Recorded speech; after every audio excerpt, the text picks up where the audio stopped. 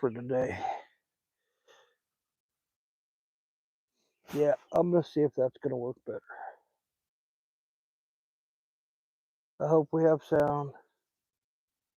I hope we have everything we're supposed to have.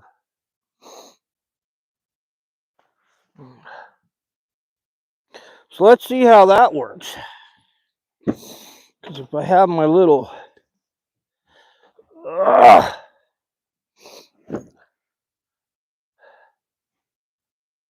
yeah, that might be better.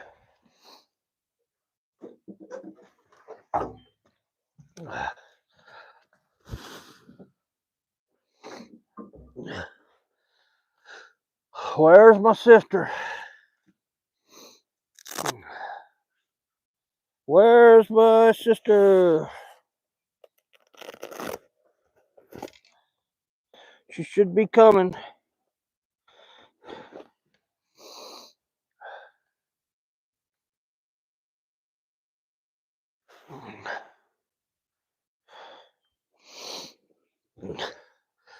Do, do, do, do, do, do, do, do, do.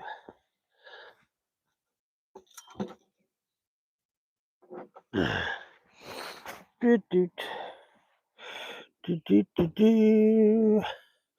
Where's my sister? Because she's not on yet. And we're looking for my sister. My sister. All right. Beautiful day. What a lovely day.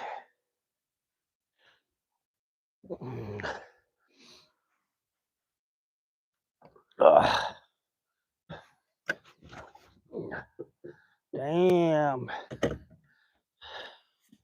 Guess my seat blew down. Well, let's see. Yeah, this is going to be a better view, but I sure as hell can't see the... Morning, y'all. Radar here. We're fishing on Lake Alexander for smallmouth bass, and I'm trying something different. I got the camera further back on a tripod, so maybe you could see a little bit more.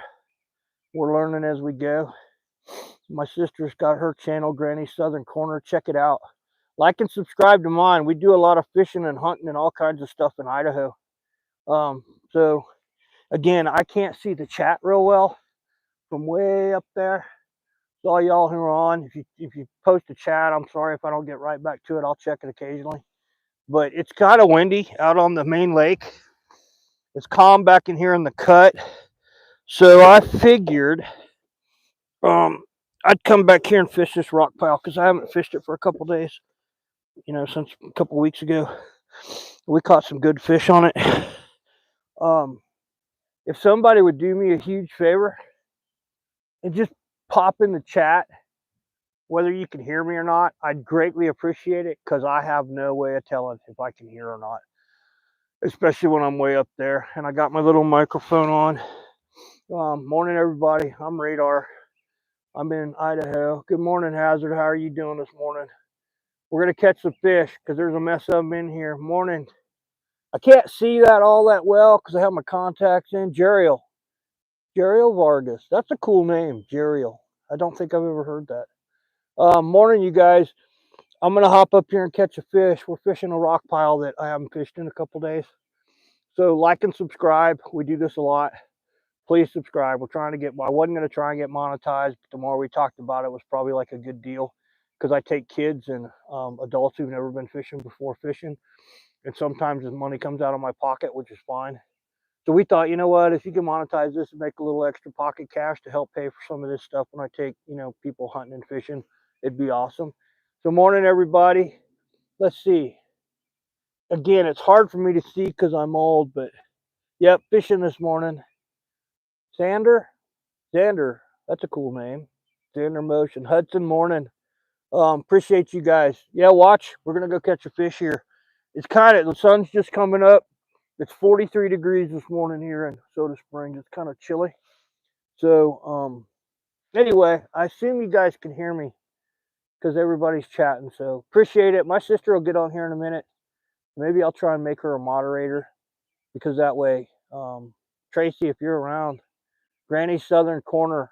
Like and subscribe to my channel. We do a lot of this. I'm about to catch some fish. And then the other thing is my sister has a channel called Granny's Southern Corner, which is really cool. Yeah, fish just dropped in the back. I think you're right, Hudson. We got a lot of carp here. I'll see if I can pan this without messing something up. Yeah, there we go. There's a lot of carp here. There's the sun coming up. Gorgeous morning. Beautiful lake. I'm in the cut. This is actually part of the Bear River. It's just a, what do you call it? We've got a reservoir here. There's Granny. You know what? I'm gonna see if I can make you a moderator. Let me see. I think I figured that out. It says add as a moderator. Managing moderator. So I think you can moderate. So if you're gonna be on for a while, I know you're busy this morning. Oh, it's beautiful. We got wonderful. Yeah, I've got you, sis, as a managing moderator because you can see that chat better than I can when I'm up here fishing. So anyway, fishing Lake Alexander. I'm gonna hop up here and catch some fish. It's kind of breezy out on. For those of you who didn't catch it, it's kind of breezy on the main lake. So until that wind settles down after the sun gets up and it warms up a little bit, I'll run back out there. But yeah, Harley, you're right. Harley Chopper, morning, 1977. Go 70s. Yeah, Idaho's God's country. It's beautiful. Let me flip this around. I'll show you what, if I can get it all the way around that way. Look at the mountains I'm fishing next to. Isn't that gorgeous? I mean, it's a cool place to fish. It gets overlooked. A lot of people go up to Blackfoot Reservoir. Yeah, beautiful. Chill vibes. That's exactly right. Yeah, y'all join me. Let's go fishing. And again, sis, thanks for the help. I appreciate it. I think I put this on a tripod this morning so that I can actually, you guys can see me a little better, because when I had it on the cooler, it was basically just me and my fat butt. But yeah, what we're fishing is right now, I gotta turn it. I have my my depth finder set up where I could just, on a ram mount, so I could just swing it around so I could see it up here and stay on my spots. Yeah, right now we're in 45 foot of water. Because this is where the river channel runs through. And what I just showed you with that mountain right here, it drops right into the river channel. And then when they flooded this, it kind of went up a little bit. So I'm going to work my way over here and cast into about 3 foot of water. And if I get on the rock pile just right, we should catch a fish on the first cast. But I almost didn't come this morning because, man, my back. I tell y'all something, when you hit 55, it's like the last 6 years, my check engine light came on and I can't get it to go off. I had 3 major surgeries since the first of the year, 2 hips replaced and a shoulder redone, just so I could get out hunting by April 15th. And that wasn't too smart. That actually hurts. And it still hurts. But man, I got up this morning and I was like, what the hell? This is going to suck. And my wife was like, well, if you don't feel like going, why are you going? I'm like, cuz if I quit, I think I understand now people that are stuck in the house that don't go do anything. I always wondered, how does that happen? And I get it, because there's a time when you just don't want to go anymore because it hurts so bad, which is sad, but it's the truth. First cast. Let's see if we can get a fish on this first cast. I know you're in here. It rained. We had a pretty bad thunderstorm last night, a couple of them, and it rained during the night. So this isn't muddy down here. It's actually pretty clear. But I was afraid it might get muddy. But again, I'm in 49 foot of water right here. 49 foot of water, fixing to cast to about 3 foot over rocks. And these bass they're bedding. They're starting to spawn. And so they're coming out of this deep water. And there's smallmouth bass in here. There's brown trout. There's rainbow trout. There's cutthroat trout. And there's perch. A lot of catfish. A lot of carp. It's a great place to fish. The A lot of the locals come out here and water ski and wakeboard, but they stay in this cut here where it's deep.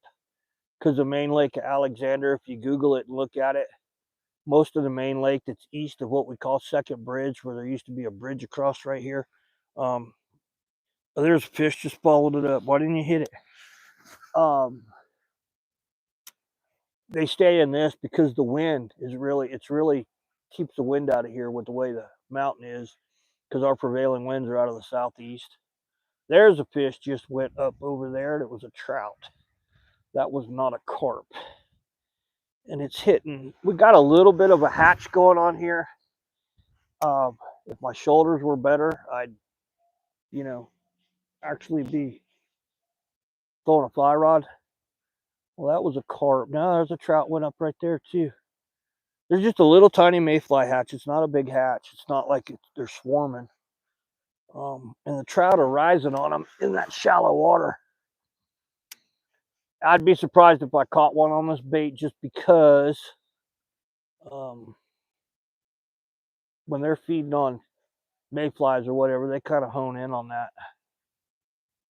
Can't believe I hadn't had a hit yet, other than that little one following it up, because they are in here. This isn't one of my favorite places. I'd rather be out on the main lake, but again, we're going to give it about 30 minutes and then we'll run out there, because I'll slay them out there. But yeah, beautiful morning. We got ducks flying around. We got geese flying around. Sometime next week, if y'all like and subscribe, if you enjoy hunting, fishing, all that kind of stuff, we're going to be processing some meat, because I've got an elk shoulder and half of a whitetail, and I've got an antelope, and so we got a lot of meat we got to do, which is actually a lot of work. It's fun, but it's a lot of work. That was a carp. I might have to just move in closer. The water's up a little bit from what it was down here a couple days ago. So forgive me if I get you all turned around into the sun, but it is a beautiful sunrise. Swallows are out here flying and having a large time. That was a carp right in front of me. We catch carp on this thing too, which they're fun to fight, but man, I hate bringing them in the boat. There's one. There's a fish. First fish of the day. Took about 15 casts, but it's not a monster. I'll take it. Got to get started somehow, and that's how we're going to get started today, with a little Idaho smallmouth bass. And the reason I can pick it, whoa buddy, don't get me with the hook. The reason I can actually pick that up like that is because I have braided line.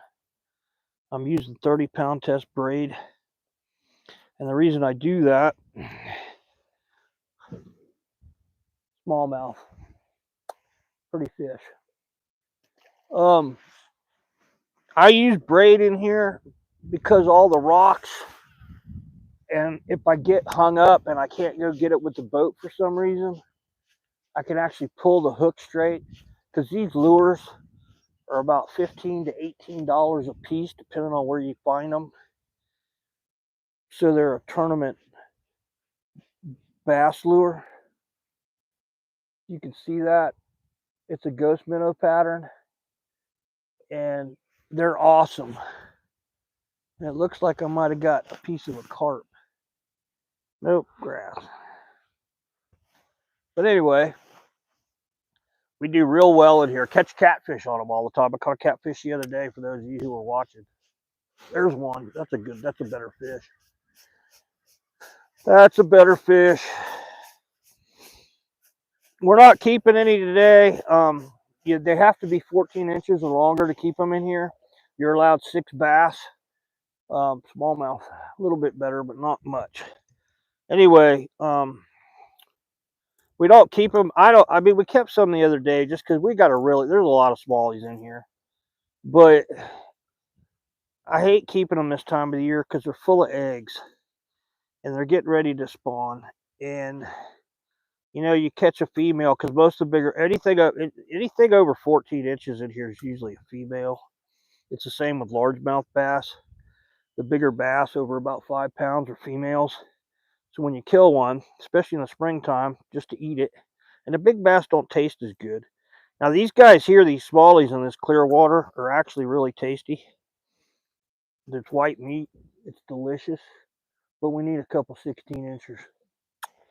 Let me see what we got here. Somebody asked a question, I think. What kind of live bait can you use there? You know, I'm going in, if I soon, and the live bait is, yeah, expensive. Here, you're allowed to use game fish for live bait. Like I could catch a trout and use it for bait here, which is illegal in most of the rest of the country. But there's minnows. Like it's not like Florida here where you can find a bunch of live bait. You got to go catch your own. Like put out minnow traps. But river minnows work well here. We catch a lot of them in our crawdad traps down on the Snake River. But I don't live bait fish anymore. I never really have. I mean, I'll fish a shrimp with a popping cork for trout in Florida occasionally. But you catch more fish even than with live bait if you use a lure, because you're showing it to more fish. Like if I was to anchor right here and put a cork on a line with live bait and throw a river minnow out there, it's just swimming around right in that little area where the live bait's at. It's not, you're not casting it around like I do with a lure. So you actually will catch more fish on artificial than you will with live bait. And I'm not saying it's better than live bait. I mean, hell, my dad used to fish shrimp, live shrimp, where you actually hook them and you fish the shrimp just like you'd fish a lure.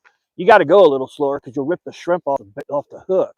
However, I was using a fly rod one day with that little fly pattern that I designed called the Snook King that I caught those 2 world record snook on. And I kicked my dad's butt. And he couldn't believe that I'm throwing a fly rod and I was catching more fish than he was with live bait. And I told him, same thing I'm telling y'all, is that I'm showing it to more fish and throwing a fly rod. There's a strike zone anywhere you go. Like here, the strike zone's over these rocks. I'm not saying you won't catch a fish when you get off your strike zone, but with a fly rod, I could throw it in there. I could work that fly through, 5, 10, 15, 20 feet of the strike zone. Then I could pick it up and I could throw it right back in on the strike zone. So I'm showing it to more fish, even than with a bait caster or a spinning rod, because this I have to reel it all the way back in. With a fly rod, I don't. I can pick it right back up and throw it right back in there. So that day I kicked my dad's ass. Like he was getting mad because I'm standing not, 20 yards from him. He was in my flats boat and I was standing in the water wading. And I was, 20 to 50 yards from the boat the whole time. And he was catching fish, but he just wasn't catching as many as I was. There was a hit coming over that rock pile. But yeah, Tracy, I'd say go. Live shrimp's awesome. And if, down there you can use a couple poles. Like here, you can use 2 rods, but you have to get a second rod permit.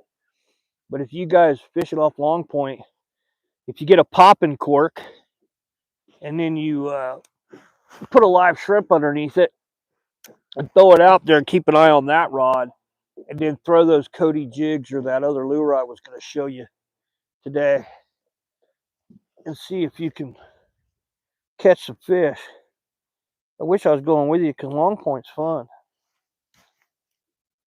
Anyway, we're kind of over the rocks here, and it's really shallow where I just cast, but it ought to be good for a fish. Because again, those bigger fish are getting up in this shallow water to spawn. Yep, no fish there. Come on, I know you're here. Picking up some grass. Yeah, beautiful day. It's chilly right now, kind of chilly. That's why I have jeans on, because I started out the door in shorts over at our house in Grace. We live just about 6,000 foot elevation. This lake, I think, there's a bass. That's a better fish. Nope, not a monster, but anyway, it was chilly. I went out in my shorts and was like, yeah, we're not doing that. Yeah, I just got this fish kind of hooked by the side of the head. Come here, buddy. There. Another Idaho smallmouth. I know they're hard to see with the sun in y'all's faces. So that's 3. I kind of usually lose count. We've had days out here we've caught 250 fish. It's like almost every cast with these smallies. And we'll get out there and get into that in a minute because I only have about 2 hours of battery time on this phone. Whoops. Just about lost him trying to give him a kiss. So I'm not going to stay back here too long. I'll get out there and we can get into some fish.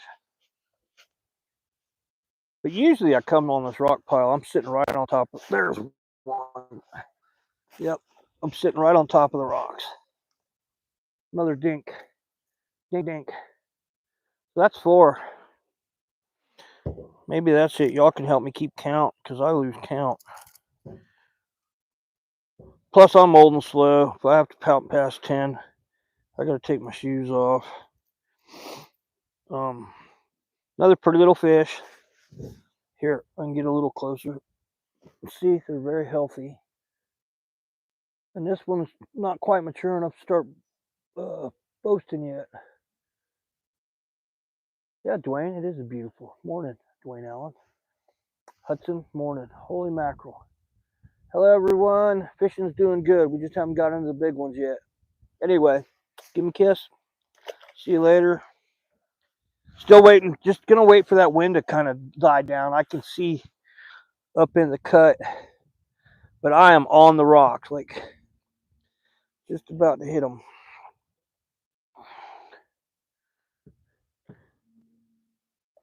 So I got to get off of them. Get back here a little bit. But yeah, we got mountains all around us. This is the mountain I showed you guys earlier. There's a hit. The mountain I showed you all earlier is the start of the Wasatch Range that runs by Salt Lake City. So any of y'all who've been to Salt Lake, or if you've seen pictures of it, there's a huge mountain range, and Salt Lake kind of sits in a big valley where, you know, the Great Salt Lake is. And anyhow, this is the start of it. Like right there is the start of the Wasatch Range. It drops down into a little cut that Highway 36 runs through, and that's the highway that goes to Yellowstone. I live about 2.5 hours from Yellowstone. Well, 2.5 hours before the Yellowstone traffic starts, because it gets crazy busy on that highway. And you get up towards Palisades Reservoir, and it's like a traffic jam this time of the year. It's crazy. And I've never been to Yellowstone. I've been by it. Well, I can't say that. I've been on the edge of it at Henry's Fork, but I've never actually gone into the park. Even when I worked for Fish and Game, I never really wanted to go just to go see it, because all the critters, that's kind of why you go. I mean, it's beautiful country. I've flown over it a couple times, but beautiful country. However, all the bison and all the stuff you could see at Yellowstone, I could see pretty much just driving to Pokey, which is about 70 miles from here. But we've got a herd of bison, and I mean, they're enclosed. And we've got elk, and we've got all kinds of cool turkeys. We got all kinds of stuff here. Let's see. We're going to try and pull one more fish off of here, and then we'll run out to the main lake because the wind's kind of died down.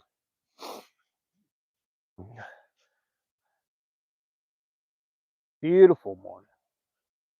Yeah, I hurt in the morning, man. I get up and my back is killing me from all those surgeries. I've had a bunch of fusions. I've got both my hips replaced, and it just hurts. But every time I do it, even hunting, fishing, it doesn't matter. It's like, pray to the good Lord to give me the strength to get the hell out of this bed so I can go do something and keep moving. And then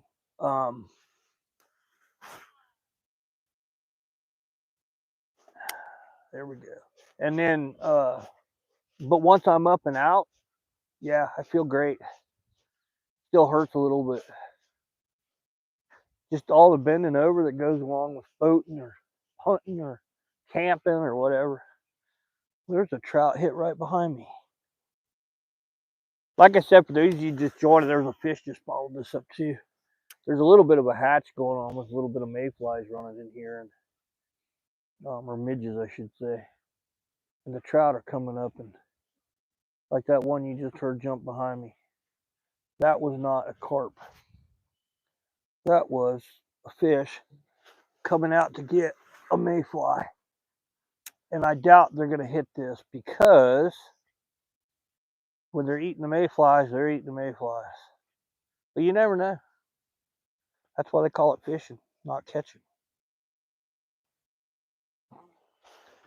But one more cast here, we'll go out to the main lake because we'd catch a lot more fish out there.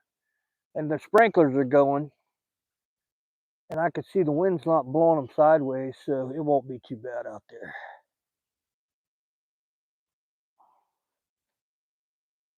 Yeah, let's go out in the main lake because you guys can handle a 5-minute boat ride, and I'll try and get the camera so you can see some beautiful scenery.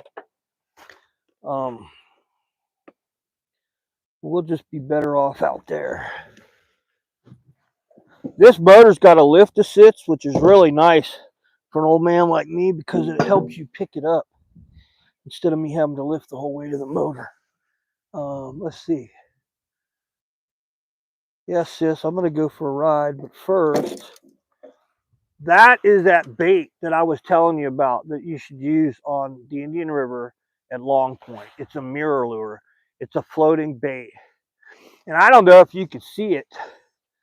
You might be able to. The way I work it, and I throw it on an ultralight. I catch some big fish on there, but I don't know if y'all can see that. But I just walk the dog with it. You keep your rod tip down, but you just kind of work it so that you get the head of the lure. You want it kind of going back and forth. It's called walking the dog. And you do that 3 or 4 times and stop. So yeah, it's a floating mirror lure. And then the other thing you guys can use down there is they make a sinking mirror lure. It's a TT 1902, I think. It's that color. It's like a mullet. But it'll catch fish out here too. It's a bait fish. But you could get that same bait in a slightly, it sinks, kind of a suspending mirror lure. That's an awesome bait. That's the one I was catching all those huge trout on in Florida. The sea trout. I'll have to post a picture of that 11-pounder. I mean, that thing is huge. So, I haven't done this before, so we're going to try it. I'm going to try and just move the camera around, and I'm not going to run 100 miles an hour to get out there. Because it's a Go Devil. We don't do 100 miles an hour anywhere anyway. So let me see if I can do this. So I'm going to move that right about there. Maybe. Sorry guys, I'm not good at this. We don't do the fancy, all the stuff with trying to, let's see, so that I can loosen this up. I can turn this like this. Or do you guys want to see where we're going? Or that one, that'll give you some good scenery. So yeah, it's going to be about a 5-minute run out to the main lake. And it is kind of muddy in here. There's like water that's stained from the runoff from the rain last night. Plus, this Go Devil doesn't do 100 miles an hour anyway. Oh, hey, Travis, how you doing this morning? Looks like I'm on Raystown Lake. It's Lake Alexander in Soda Springs, same place I was at the other day. I hit this hard, man. It's better than running all the way to Blackfoot, and you don't catch trout out here. I mean, you can, but I don't fish for them. But anyway, I'm gonna go ahead and get this thing going. Give me a minute. We'll be out there on fish. I gotta hang on to the camera, and then I'll get out of the way so y'all can see the scenery, because it's gorgeous. There we go. Yeah, this boat on a good day when everything's right runs about, in Florida, runs 31 miles an hour. Up here, it'll run about 24. Just because the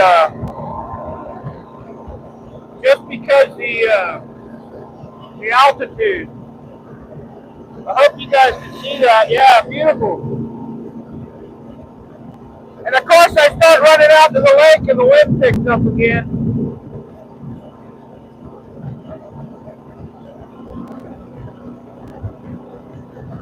Daredevil's badass and throws a huge rooster tail.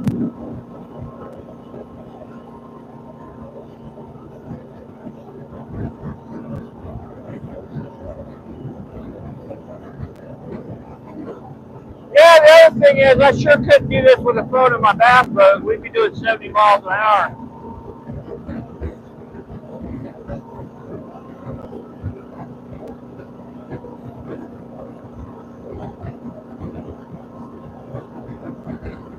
I hope you're having a good morning, Travis.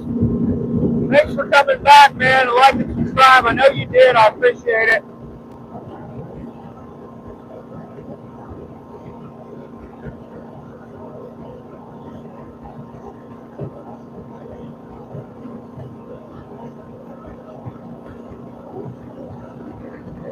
I don't know. Let me see. So there's the boat ramp in my truck, my Chevy Blazer. And I'm the only one here this morning. There's another boat ramp up on the highway that people use, but it's really small and it doesn't have a lot of parking. Oh yeah, beautiful water.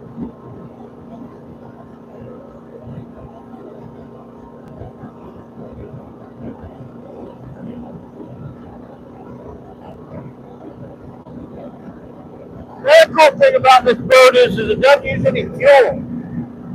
It's just like running a lawnmower engine.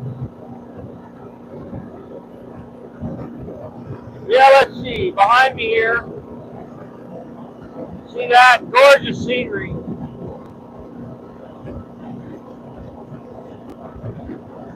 Pretty morning. And sun's up, and the wind's calmed down, so yay, Lord, we're going to catch some fish.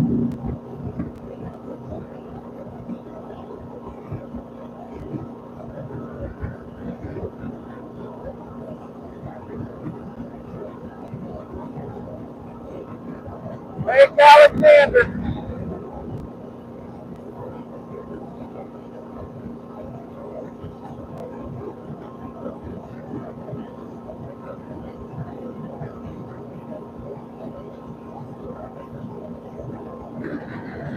Kind of bright. There was a moose out here the other day, a little bull moose that was feeding next to the beaver dam back there.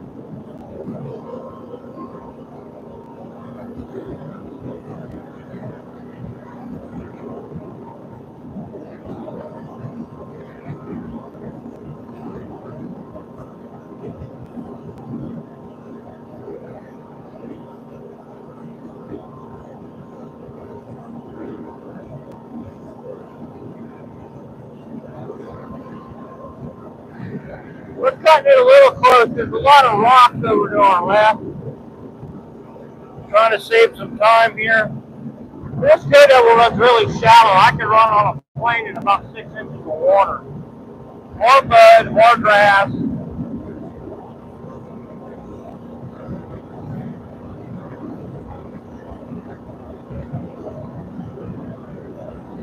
So we're headed. The highway and the railroad tracks right over there against that mountain.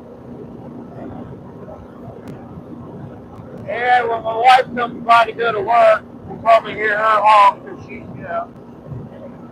doing her thing.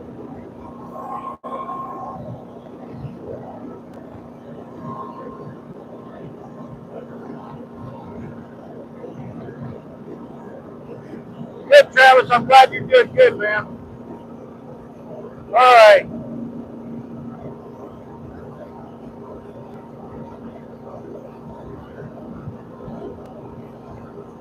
Yeah, like I say, I'm staying way out wide.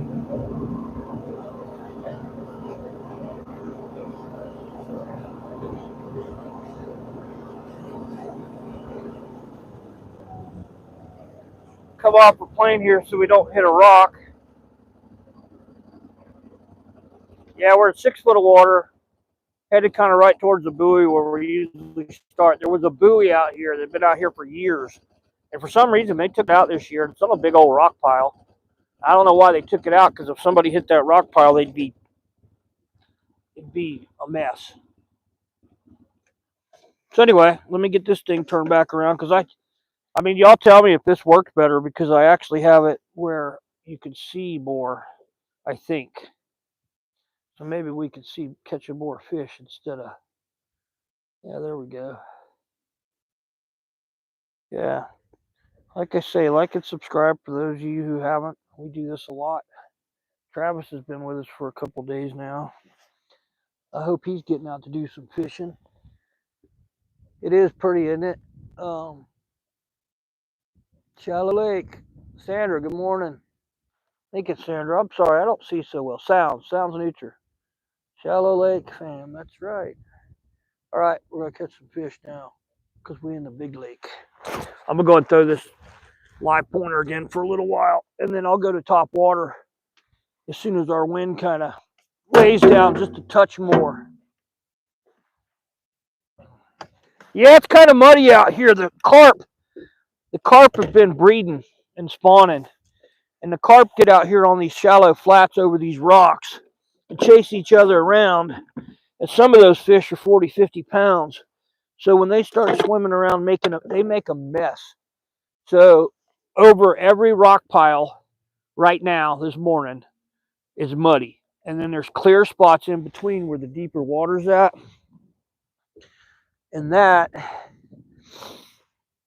is where we're probably going to catch fish. Let me turn my depth finder around here again.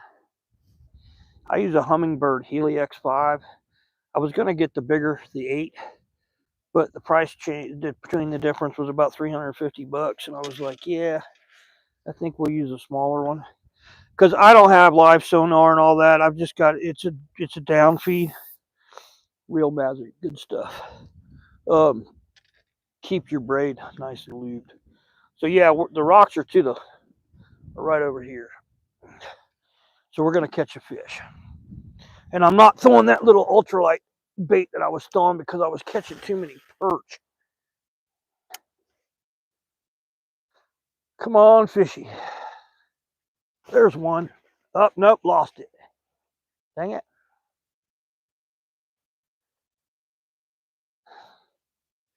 That was a hit, though. Let's see if we can't pull one off of here. Come on, fishy. I know you're there. Yeah, it's pretty stained right here. Not stained, but muddy. Let's see, we're 9 foot in our spot. I gotta pop this down so I can see it better.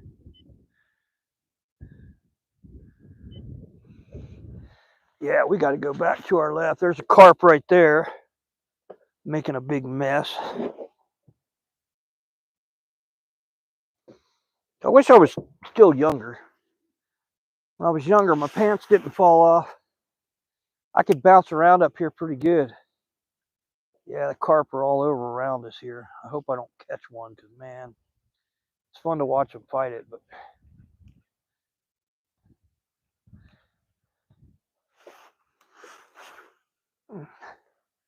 that's going to be good for a fish. Come on. Come on, fishy, fishy. Somebody, or sis, let me know if that works better, where that camera's at, because it seems like it should. And I would think you'd be able to hear me okay, because I got the microphone on my jacket. And again, I appreciate y'all being patient with me. So my sister has a channel called Granny's Southern Corner, and y'all should go check it out. She's got a lot of good information on there, and that woman can cook. I mean, she can lay a meal out to die for. Oh, and that's right, Mom was probably watching this morning. Hey, Mom, miss you. I hope you're doing all right. I was thinking about that this morning. It's pretty cool that when Katie's home, there's 4 generations of women sitting in that living room when Emma's there, and Tracy or Randy Joe. And oh, who won the hockey game last night? I fell asleep. I forgot to look this morning. Did the Panthers win in overtime or did Edmonton? Dang it, I didn't look. Let's see. D-Jam.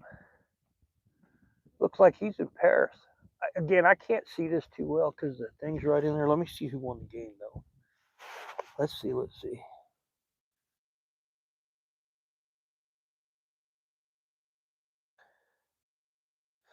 Could be zoomed in just a bit more. Oh, the Panthers lost? Really?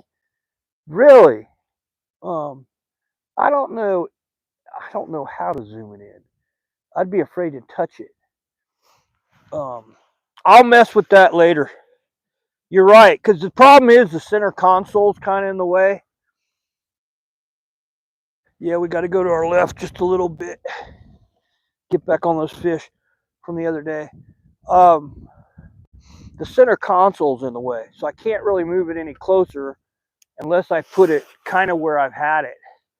The last couple live things we've done, when I have it on the cooler, it actually would be closer because the tripod takes a lot more room. But I'll figure out how to zoom that in. That's something we could play with later. Yeah, the wind, it rained last night. Got the water out here is a lot muddier than it was the day before yesterday. Doesn't mean we won't catch fish, just means you won't catch as many. I'll still get on this rock pile here and tear them up. I got to go back.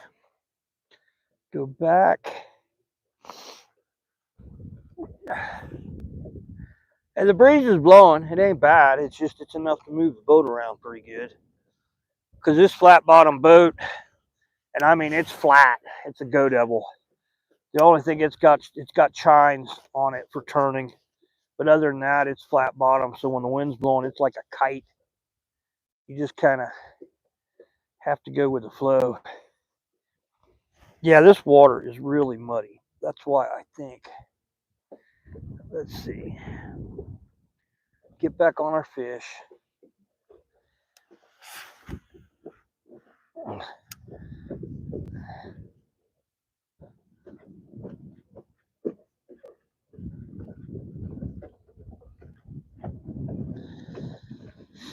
Give it a few minutes, we'll go to top water because that might be the way to go today because of the muddiness of the water.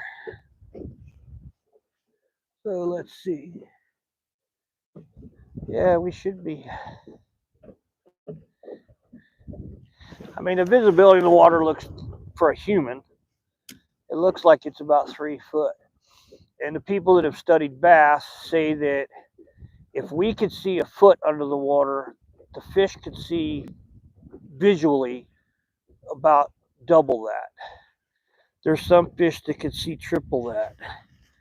But the fish usually find baits and stuff, or what they're eating with their lateral line. So not only do they see, their lateral line down the side of them picks up all the little electric impulses and pressure changes and stuff, and that's how they find their bait.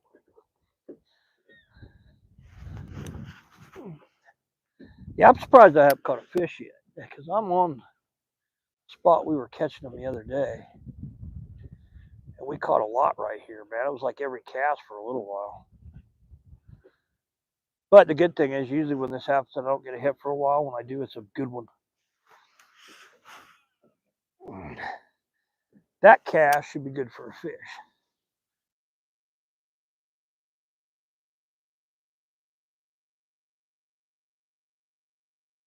Probably need to slow my retrieve down a little bit because of the water being stained. It gets pretty clear out here. When it's really clear, which doesn't last long because then it gets weedy and we get algae blooms. But in this lake, I'll put a fluorocarbon leader. There's one, the little one. little dink. This thing's not even as big as a lure. Might be a perch. Just a little dink. See there? Not even as big as a lure. Pretty little fish though.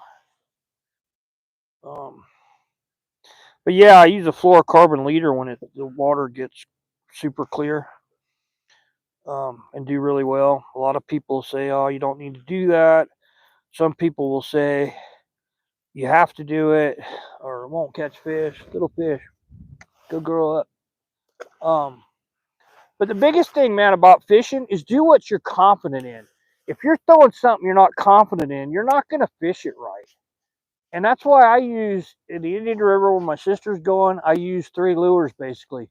There's a fly. Well, there's 2 flies that I use that are almost the exact same fly, just a little bit different color and a shrimp pattern. And then I use that top water bait. And then I use a Cody jig in the Indian River in Florida. And then out here, I throw this live pointer, or I throw another top water live pointer that is a ghost minnow pattern. And I mean, I've tried other stuff out here just messing around, and the tiny torpedoes work real well. And it doesn't really matter what color they're hitting it, because I mean, I've tried the bullfrog, I've tried the black and white, I've tried just about every color out here on the top water with the tiny torpedo, and they all catch fish.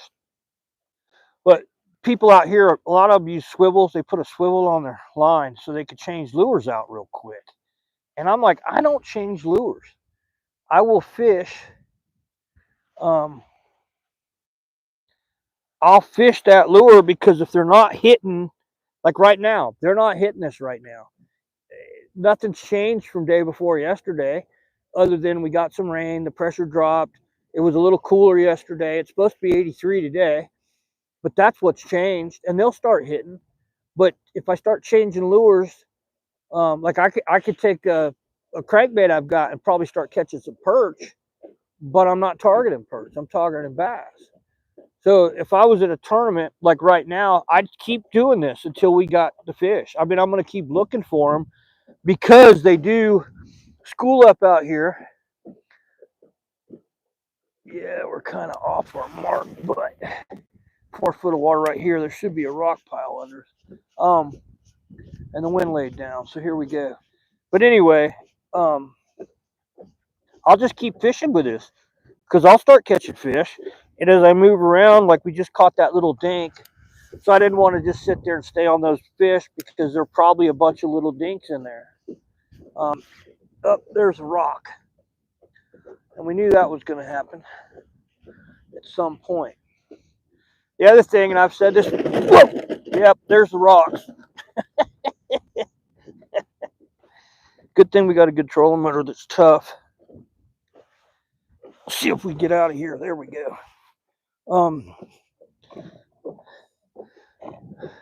Yeah, we're right on the rock pile.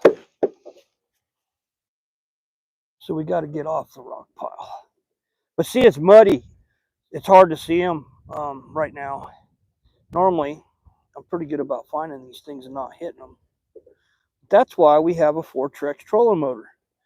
And we got the bait back. We use the 4-Trex because they're tough as nails. And now I got off the rock pile. We'll get back to fishing. Because I went from 9 foot to no foot to 4 foot.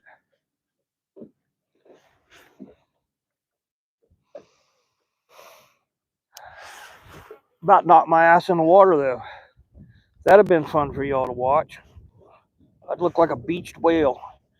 My wife gets upset about me going by myself anymore, because after all my back surgeries, I couldn't walk for about 2 years.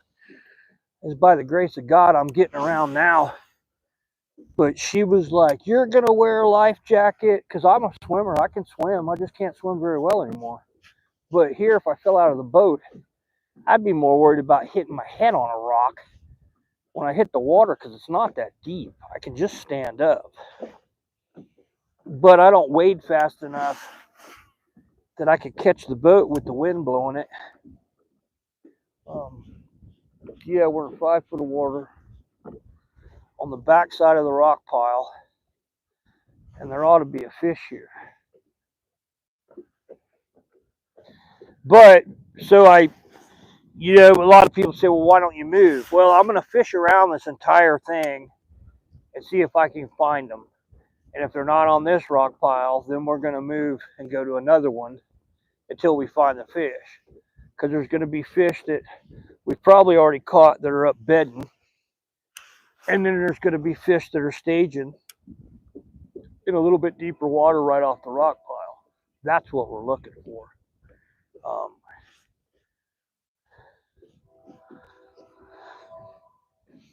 Yeah, I figured today was going to be one of the better days. But, and one thing, I don't talk about politics. I try and stay away from that because if you want to talk politics, there's a gazillion channels you can go do that. I mean, people are mad. People are doing stupid things right now. And the only thing I have to say is, according to everybody, this weekend in the cities is supposed to be absolutely nuts. So I'm blessed to live where we live because I live in a town of 800 people. Most of us still don't lock our doors. We've started locking the door just because there's people coming up that we don't know, that we're seeing in town, that drive through. And then there's a lot of people going to Yellowstone. So we actually started locking the doors. And I got 3 dogs, man. I mean, if somebody wants to break in my house, well, good luck. But anyway, y'all got to be careful this weekend. I'd stay. I think Buddy Brown did a thing, the country music singer on his channel, said, yes, go fishing. Instead of worrying about all that's going on, go fishing. So I figured I'd get a jump on it. Yeah, we're in 3 foot of water.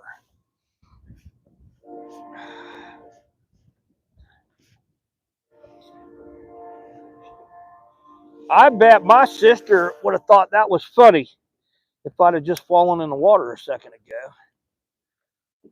I know you'd worry about me. I know you'd be like, is he okay? And then she'd laugh her ass off. Like, yeah, that was funny. It's just I wish we'd have had these. Well, if we'd have had this YouTube stuff when I was a kid, I'd be in jail. Just because some of the crap we did on motorcycles and some of the places we went riding where we weren't supposed to ride. And to have it on film is like evidence. I'm retired law enforcement. It's amazing how these people will go film themselves committing a crime. It's like, I mean, I've messed with some people that were pretty dumb when it came to when they got caught and why they got caught or why we caught them. But man, to be filming what you're doing when you're committing a felony, pretty stupid. But yeah, we'd have been in trouble if we'd had these things when I was a kid. Cause right there at the boat, right at the boat. It was just a dink. It wasn't a very big fish.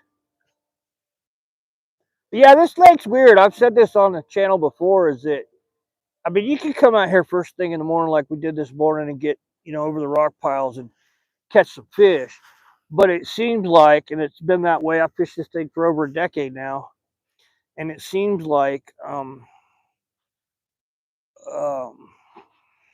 later it gets, the better the fishing gets. And it's not a water temperature thing. I got a snag down in here I need to get to and get out. There we go. It's just going to keep catching and shorten my cast. But the water temperature right now is 66 degrees. So it was 68 morning before last. So it's actually cooled off because of the rain we had. But yeah, we're on the spot that we were catching all those fish the other day.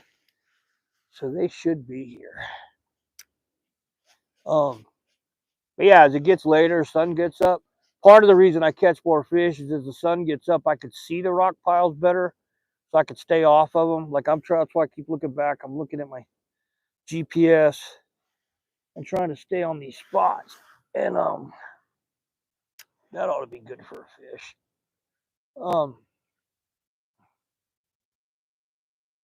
And there's deep water behind me that's probably about 27 foot deep right off this one rock pile out there. I caught a couple keepers off of that one rock pile out there yesterday or day before. Travis, I don't know, was it yesterday we were out here? I don't remember. It's summertime. I just go fishing. That's the one thing about being retired is Sundays is church day, but that's the only reason you know it's Sunday because um, when you're old and retired, the weekends don't matter. Every day's a weekend, except for I've got friends that my vet, he's a good fishing and hunting buddy. He can't go during the week. My doctor, one of my doctors is a good hunting buddy. He can't go during the week. But that's why my wife made me start wearing this life preserver because she's like, "You're gonna fall in, you're gonna bust your ass, and then you're gonna drown and yada yada." So she got this for me for Christmas, and she's like, "You better wear it." So 7 foot of water, and there should be fish back there. But yeah, we're gonna move into this other spot here in a second because they're just not here, or they are, but they're just not eating right now. So we gotta entice them. We're gonna move off of this and go down to this other pile. See if we can't pull a fish off of that. Because the wind's nice. It's not bad. 6 foot of water. And I had people ask me why I don't anchor. I got the trolling motor. If I throw an anchor out and stop, it's a pain in the you-know-what to bend over and get that anchor back in here. So I'd just about rather go get on the rock pile and put the motor down, the big motor or the trolling motor that'll hold me on it. I have a push pole in here that I could stake the boat out, but it's easier just to drop a motor on the rocks. There's one. That's not a super big fish, but it's bigger than what we've been catching. And it hit it hard. Yeah, it's a better one. Much better fish. There we go. Still not a keeper. And again, we don't keep them. They're full of eggs. But for those of you on the channel that stay on here, I know I repeat myself a lot, but other people get on and they haven't heard some of the idiotic things I have to say. Man, you got it good, didn't you? I might have to get the pliers. If I can get this one out without getting it. There's one. Now I can get it out of there. Come on, baby. There we go. Yeah. Little better fish. You see it's beautiful. All right, we got to get off this because we just kind of drifted across where I caught that fish. And I bet you there's a bunch of them in here that size.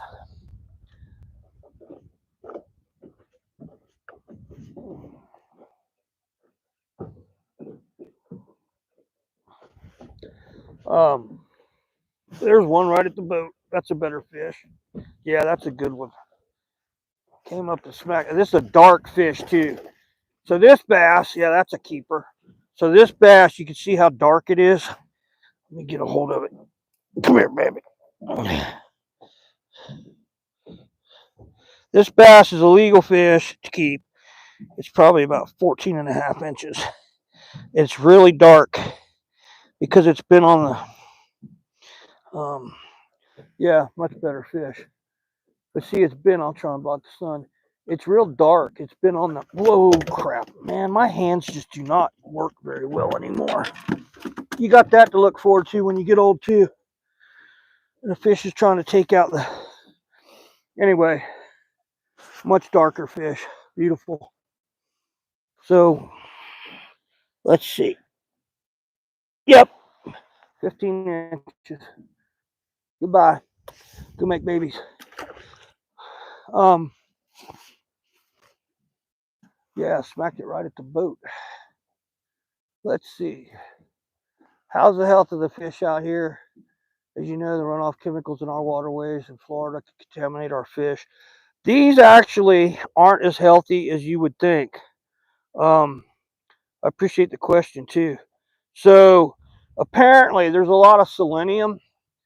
There's a lot of mining that goes on here, and it's phosphate mining, and they mine the phosphate, and all the phosphate they mine here goes to China. And so north of us, about where the camera's pointing, right past that little mountain range that drops right there, there's a mine. And then Monsanto, which is now Bayer, is here, and they process the phosphate.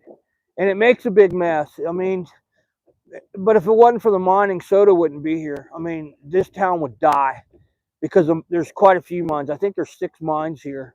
So as you head north out of Soda, you'll see all the phosphate mines. And the selenium, and there's mercury and other things that are getting in the water from them mining. So in a lot of the lakes, it's like Florida. They'll have there's one. See, we found them. There's nice fish too. Not quite as big as that other one, but see, nice fish. But anyway, the selenium and the mercury gets in the water, and they have the same kind of thing they have in Florida. You can only eat so many fish. The bass in this lake, like a really big one, the larger the fish, the more stuff they have in them because they've been eating fish longer, you know. Yeah, nice bass. Sorry about that sun. Anyway, so they're healthy. They're probably healthier than Florida or someplace on the East Coast. But we still have our issues. And my vet is on the water board for the state. And what he does is he goes around the state when he has time, or when I don't know how they do it exactly, if he just takes a week off and goes and does it or whatever, but they actually go all over. There's a fish just came up and missed it. They actually go all over the state checking the water and seeing how healthy it is. And he's the one that told me, yeah, because I figured they'd be, really clear and good, and the fish would be good to eat and wouldn't be a problem, just like you would think, because we're up in the mountains. There's not a lot of people here. We don't have a lot of pollution in the sense of people throwing trash in the water and stuff, but we still have problems with our fish. They're healthy as far as, I haven't caught any that had any growth. There's one right there in the boat. I haven't caught any. That's a better fish too. See, we got into these bigger ones. They're not huge, but they're bigger than those dinks we were catching. Yeah, it's sad that we got to worry about our fish and eating them and how many we eat because of the pollution in them. The other thing about Idaho that's really cool, let's try not to get a hook on our finger here. The other thing that's really cool about these fish, or about Idaho, I should say, is that people in Idaho don't litter much. We have a lot of people from Utah that come up here and throw crap out of the window. And people that don't live here, like that are coming back from Yellowstone, you'll see the McDonald's bag on the side of the road. But it's not like some places where you go and there's just trash everywhere on the side of the road. Because people here I've taken trash when I watch people throw it out and go chase them down and throw it back in their car. Pretty fish. But yeah, we're in them here. I don't even know how many that is right now that we've caught this morning. But so yeah, people don't litter here like they do the rest of the country. And people who live in Idaho are really cognizant about not throwing stuff out the window. So you drive, and Nancy even said when she moved out here, she noticed it without me even saying anything. She's like, there's just not a lot of trash.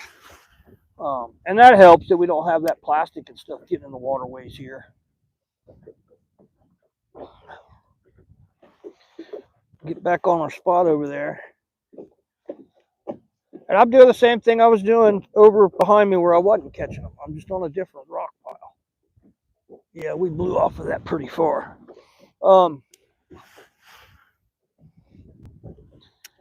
Anyway, beautiful morning. We're fishing. We're not sitting in the house watching Captain Kangaroo, which actually used to be fun. Yeah, they're hitting this thing, and they're not short striking it. The hits I'm getting are good hits.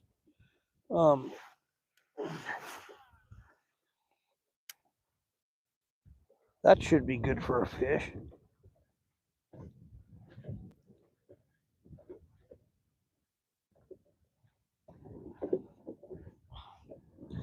But yeah, you can see in front of me there, beautiful.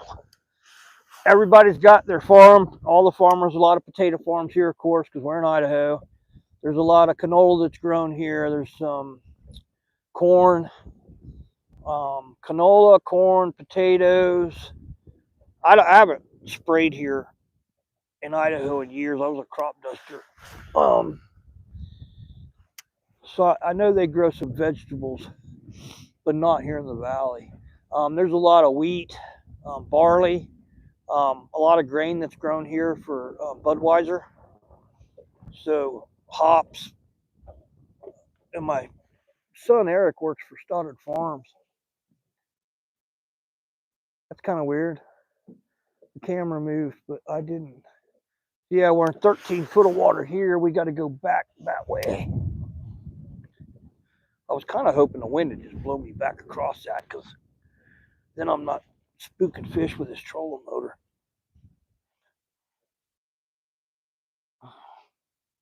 The nice thing about this Minn Kota is it kind of eases into, when you have it on the lower settings, it kind of eases into forward motion. The motor just doesn't go bam, which scares the hell out of the fish. If it kind of eases into it, it's less likely to spook the fish. When it's super clear, I run the trolling motor around just to see what the fish do and how they react to it. And when I ease into it, they don't seem to care as much. Now, if I have it on 100% and I step on the button, it'll about knock you out of the boat and the fish will flee. Come on, we got to get back on that pile. I got past it a little bit.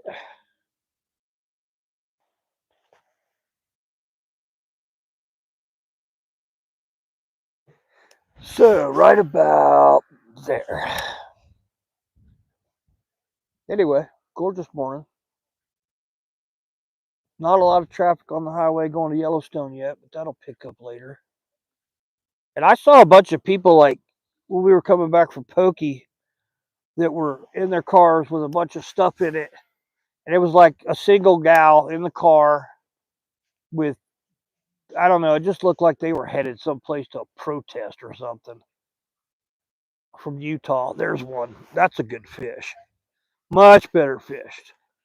Either that or we got her hooked to the side of the head. Yep, had her hooked to the side of the head. And it came out. But that was a much better fish. So let's stay off of that. Even if we have to whip a Yui, we're going to stay off that spot with a boat. There's one. I knew that was going to happen. Yeah.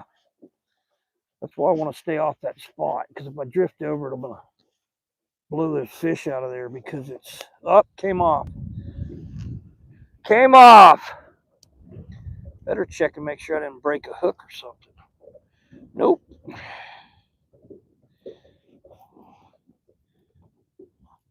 Nope. Didn't break a hook. Just didn't get the hook set in them right. Here, I'm going to whip around, cast back into that spot, because there's a bunch of fish in there. There's one. See, once you find them, and that's a decent little dink. Hey, buddy. Come here. Dink. Well, there went my phone. I don't know what just happened. There we go. Sorry about that. Move the camera so it's centered. Like centered on me. Like there. I was trying to get it so it was sideways a little bit so you could see the water a little better. Hang on, buddy. We don't want a hook in our head. Please. I know I say that while you have a hook in your head, but hold still. Hold still. Yeah, that's a bad thing about these hooks, man. When they get to you, I'm going to need pliers for this one, because this fish just flat ate it. Ate it. or place more to the side you're casting on. It's hard for me to get back to the camera. And because the wind's blowing, it's hard to, if I had the spot lock, I could do it, but it's really hard to hold to put the, see, there it went. I don't know what's going on. I don't know if my thing's dead. Anyway, orientation's locked. Well, see, now for some reason, my well, that just sucks. There's a fish. All right, so what I'm gonna have to do is I need to loosen this up. I'm gonna have to tilt that like that, and then I'm gonna have to pan that up and hope it doesn't fall over. But see, I can't do it to where I'm on one side or the other because I have to switch sides because the wind's blowing. So I don't know if that's better or not. And the phone or the little gimbal thing is kind of messing up on me here. How'd you get hooked on fishing? Move the camera a little more towards the side you're casting towards. Well, how about if I just turn the thing around and do that, and I'll just fish off the right side as much as possible. 4 foot of water. We're kind of over our spot. I got hooked on fishing because it was just something to go do where we lived. And I was raised on the water. You know, I was on the beach side where all the crazy people are at. The beach side of Vero Beach, Florida. I'm going to turn around and then I'll cast back. I'm going to get back on the spot, but I'll turn around and I'll cast back to my right or the starboard side. Like this. Is that better? Because it's like you and I were talking about yesterday, because then you could kind of see the cast. Again, I don't have anybody helping me. If Nancy came out or Cole Younger was supposed to come fishing with me this morning, but he ended up having to go help his dad in Pocatello. And if I'd had Cole with me, I would have been able to pick the camera up and just, film him fishing. But it's really hard to do this when you're by yourself with a tripod to get the camera, because you guys are like, it's hard. You can't really see the hit. You can't see the fish coming out of the water and all that stuff. And if I put it on that follow thing, the camera, it just wears the battery down in no time. And I think, like, I charged that thing up last night, and it keeps cutting out on me for some reason. I mean, that's the other thing. All you people on here that have channels and you do this, it's amazing how much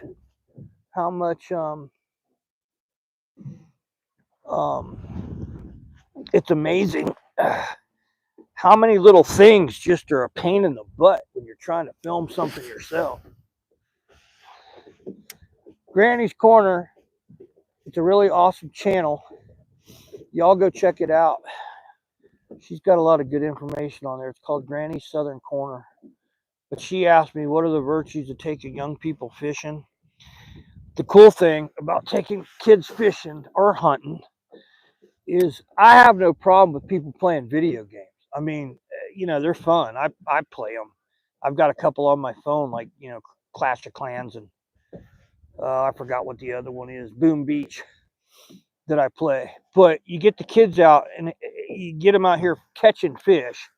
It's got to be kind of fun and exciting. If they just come out here and sit and you're not catching anything, you can ruin a kid on fishing pretty quick.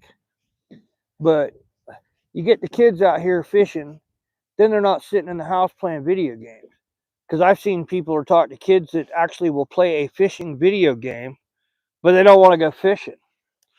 And by taking somebody fishing, you've heard the saying that if you give a man a fish, he eats for a day, but if you teach him to fish, he eats for a lifetime. Well, that's the truth.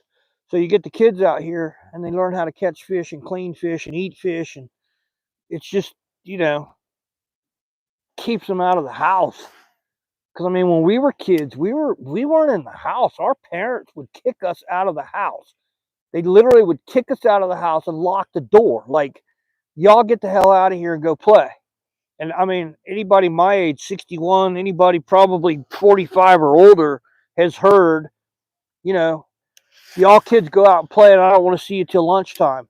Or if, at night you'd play till dark, you'd play till the street lights came on.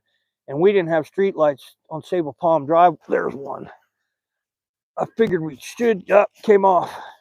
I didn't sharpen these hooks yesterday, and I should have, because I've been catching a lot of fish on this bait. But anyway, we'd come in. My mom had a cowbell, and so when it was time for me to come home, she'd stand out the front door and ring that cowbell. Man, you could hear that thing, for almost to the beach, because I live 2 blocks from the ocean. And so if you were on the beach, you couldn't hear it because of the wind. But so she'd ring this cowbell, and that's how we'd know it was time to come home. Yeah, we're sitting right over the spot. We ought to catch some fish here. But anyway, she'd ring the cowbell, we'd come home. But we weren't stuck in the house. And the other thing, you take somebody fishing that's never been, like I took Corbin's kids last year, and they'd been fishing on the bank, but they'd never been out in a boat. And we slayed them. There's one. And the kids were just having a ball. Another little dink. Dink, dink. That is a perch. They say that they're really good eating. They taste like crappie. I have never eaten one that I know of. So I couldn't tell you. But I caught a bunch of them on a crankbait I was using the other day. So I think I figured out the lure to come catch them. Yeah, perch. We kiss perch too, but anyway, yeah, I enjoy taking kids fishing. And this year I took my buddy's wife. He hunts and fishes and traps, and he's a hell of an outdoorsman. His wife wanted to start hunting with him, and he asked me, would you please take her turkey hunting? She's never been big game hunting, and turkey's considered big game. She shot squirrels and stuff, but he said, would you mind taking us hunting? Because I really want her to have a good experience her first trip out. And so we went turkey hunting. The birds were talking. Everything went perfect. Called in a big old tom that she shot at like, I don't know, I think it was like right before 8 o'clock in the morning. So it wasn't like she had to sit there all day. She shoots this big tom with my 410, dropped it dead, and now she's hooked. That is why I take people hunting and fishing. And again, those of you who are on here, like and subscribe. I wasn't going to worry about getting monetized because I didn't even know anything about it. But my wife said, we don't mind doing it. We spend a lot of money taking people fishing. I mean, if a kid wants to go fishing, especially in today's economy, people don't have a lot of extra money. And like, we don't have a lot of extra money, but we've got all the toys to go hunting and fishing. So, anyway, she said, if you'd get monetized, that extra little bit of money that we can make doing that, we could put towards taking people hunting and fishing, especially the kids. Because I've got 1,000 fishing rods at the house, but like I had to buy some line to put on a rod that I'm going to give to a friend that he doesn't have a very good rod. And he's older. He's 10 years older than I am. And he's been fishing his whole life, but just not as hardcore as I am about it. Well, now he's moving up here. They're building a house close to us. And he's moving up here from Burley, which is to the west of us about 100 miles.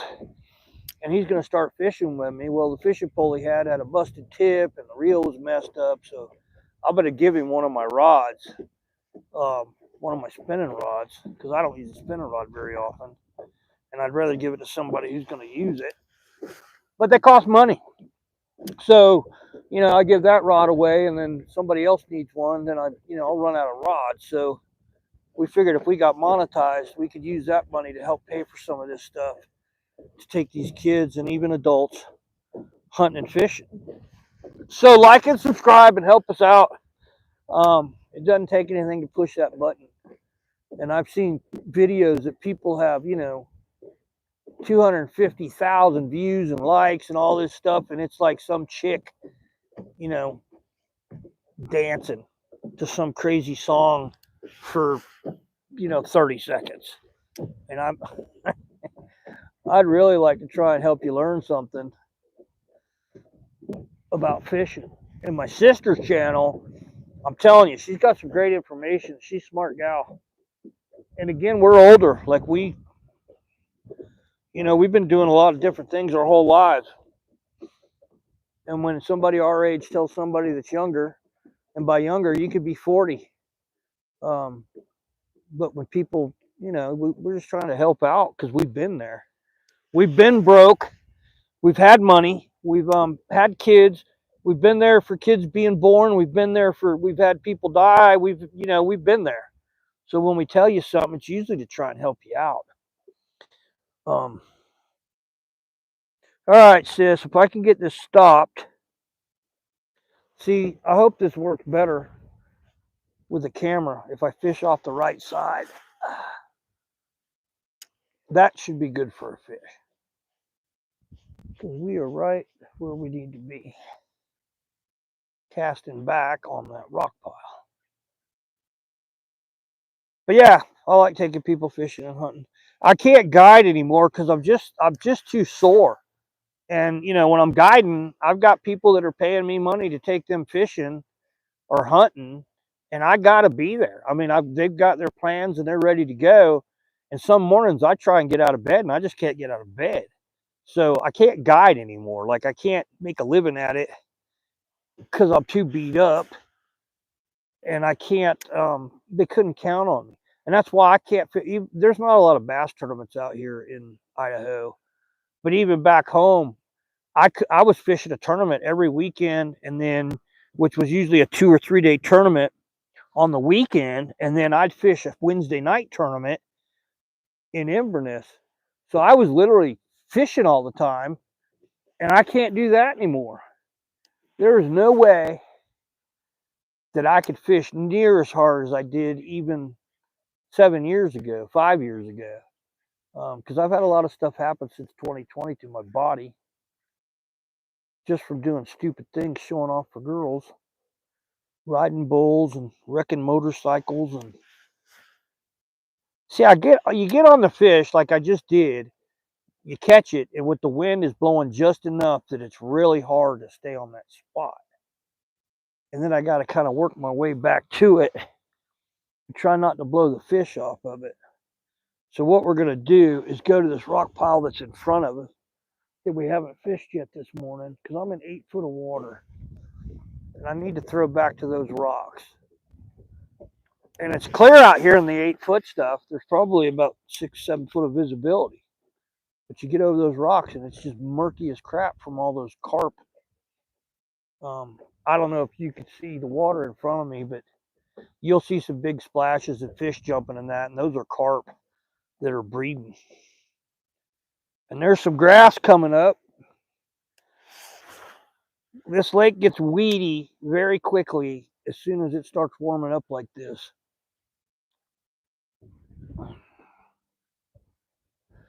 But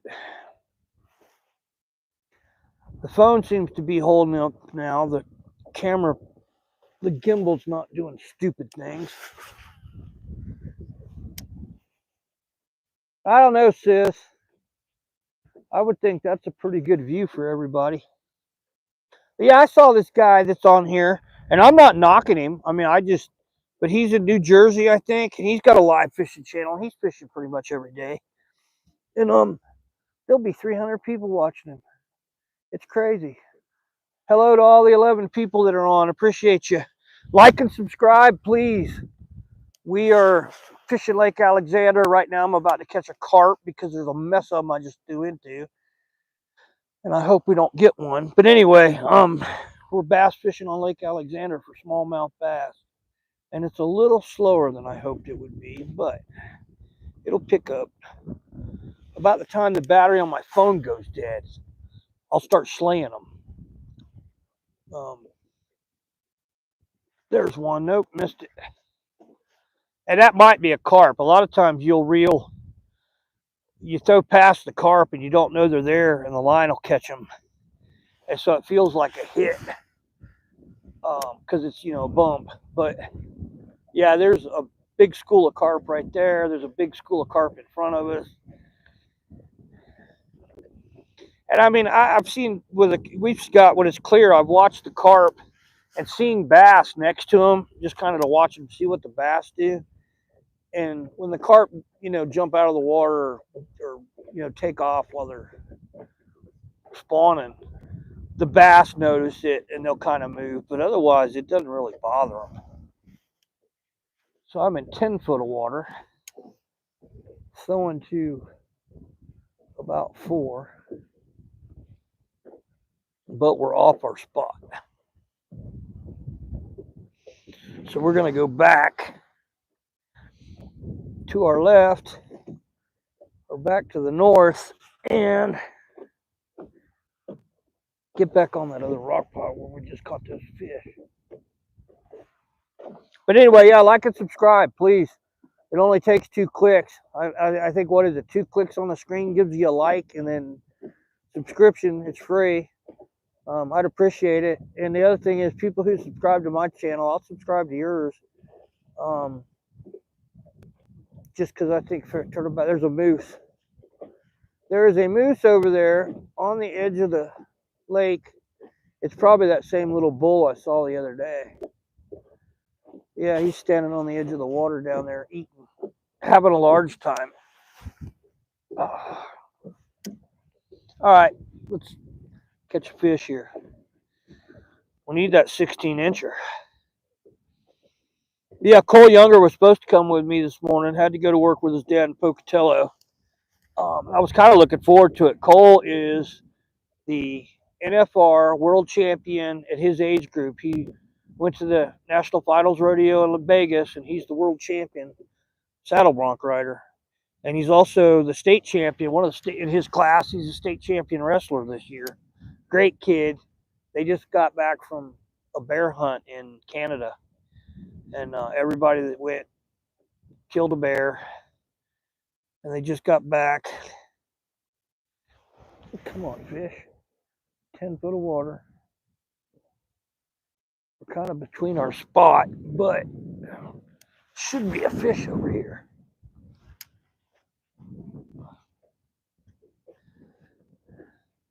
Because I pulled off of that thing long enough to give them some time to settle down a little bit after I blew through them and about fell out of the boat.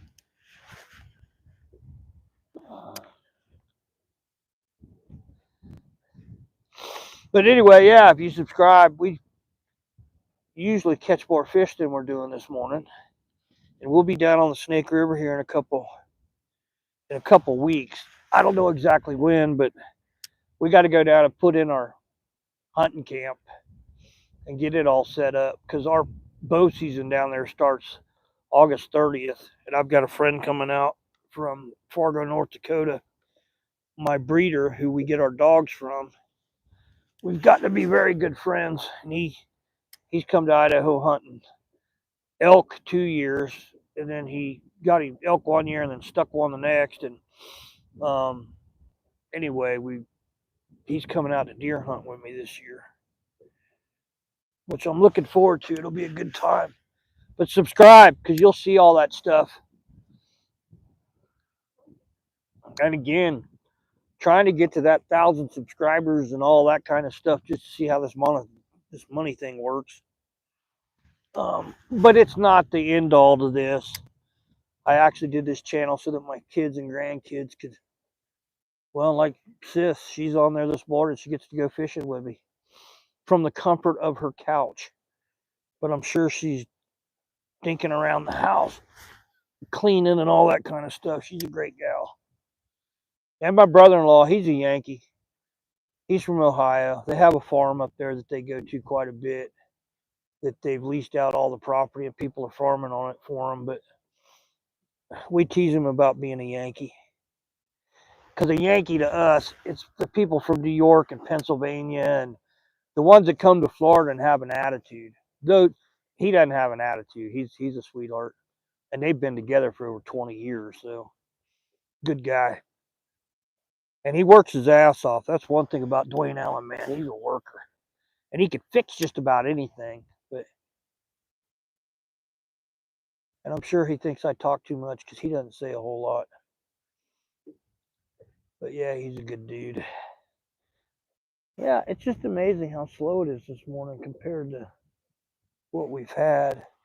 So I'm working back towards another rock pile back here in a little shallower water. There'll be some fish on it because they're bedding.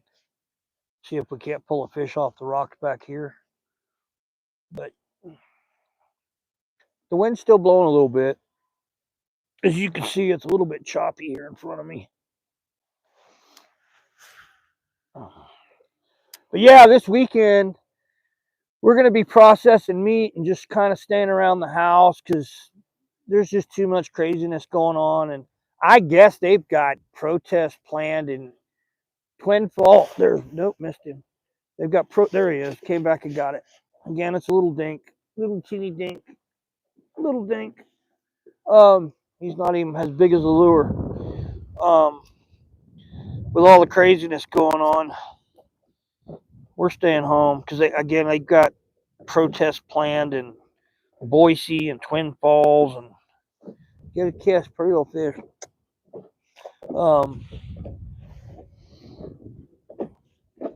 Boise, Twin Falls, and Idaho Falls, I think it was. So we're staying home. Not that we go anywhere anyway. But anyhow, morning everybody. My sister's moderating, so I can't really see what's going on with the.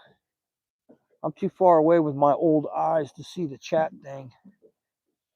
And I've got cheaters in these sunglasses because, man, I can't even tie a lure on when I have my contacts in. Okay, good angle. Ken, good morning. Like and subscribe. We'd appreciate it. I enjoy doing this live stuff. My sister's going to start doing live stuff. And again, go check out her channel, Granny Southern Corner. It's pretty cool. And she's got, if you think I got a Southern accent, you ought to hear her. There's a hit. Come on, come back. There it is. Came back and got it. Good fish. Yeah, that's a much better fish. Yep. See? Much better fish. That's close to being 14 inches. Not quite. And again, I'm about to start drifting over all my spots. So if you'd be calm, hang on. I know I could see it. It's coming. There it came. There it came. And she knocked herself off. Well, good deal. Come here, come here, come here, come here. I've got neoprene on the bottom of this boat for this exact reason. Because you get one of these fish that just will not quit. And I'm not near as fast as I used to be. So yeah, nice fish. But like and subscribe. We have a pretty good time on this channel. Go back and grow up and be cool. For those of you that just joined us, we're not keeping any fish today. I'll keep a catfish if I caught it, but these bass are spawning. So they're full of eggs, and I don't like to kill them. But yeah, what I was saying, my sister's got a Southern accent to die for. And not that she's boring, but you can listen to her, and it'll just about put you to sleep. Like she probably should be reading bedtime stories. Because she's just got the sweetest Southern accent.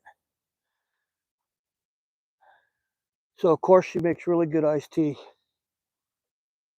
Yeah, we kind of, see, that's a problem with the wind blowing like it is. Our prevalent wind's always out of the east, southeast. And that's what it's doing now. And it blows you across these. And it's hard to work back on these rock piles from the shore. Because it gets really shallow up there. So you got to kind of stay out here on this edge. Especially fishing this diving bait. There's a hit. Come on, come back and get it. That was a hit. Come on, baby. You know you want it. Well, found another little pocket of fish here. We just need to get one good 16-incher. That would be nice before my battery runs out. I got to figure out how to charge the phone while I'm doing this. I mean, if anybody knows how to do that, Oh, oh man, I don't know if I got that fish or not. If I did, it's swimming towards me really fast. Nope. There's a bunch of carp right there, which I'm trying to stay out of because, again, they're fun to catch, but they're just fun to catch, but they make a mess in the boat. I hope everybody's having a good day, wherever you're at. I mean, post where you're at. I'd like to see where people are signing in from. I was a pilot, crop duster, and flew for an airline in Alaska for Alaska Airlines, and I've been all over the world, so it's really cool to somebody post where they're from, and I've been there because I drove and flew bands for over a decade. Started driving the Allman Brothers and Derek trucks, and then it went from flying all the time to driving a tour bus. I flew some bands too, but most of my band touring was with a tour bus with a lot of bands that y'all know. It was a lot of fun. Great times. There's a big pot of carp. There's one right at the boat. That's a good fish. Much better fish. Look at there. Much better fish. That's another keeper. I usually don't swing these fish in the boat, but I'm using braid. Ouch. I'm using braid for one thing, and the other thing is I'm getting too old, fat to. When you take these fish off, make sure. See, I just took the slack out of the line. I see a lot of people fighting trying to get a hook out, and they actually have the lines tight, like super tight. A, you're going to get a hook through your hand, and B, it's hard to get them undone. Yeah, pretty fish, and it's really pretty in the sun, huh? You got some eggs, don't you? You gonna go back and get on your bed? Go back to bed. Good fish. Radar's bush camp. Slam fishing. I think that's it. Again, it's hard for me to see because the sun's in my eyes, but DJM fishing. Thanks, man. Appreciate it. He said nice. Like and subscribe. We're catching smallmouth bass on Lake Alexander in Soda Springs, Idaho. I live in Grace, which is about 12 miles away. It's a great lake because it takes me about 20 minutes to get down here, 5 minutes to put the boat in the water.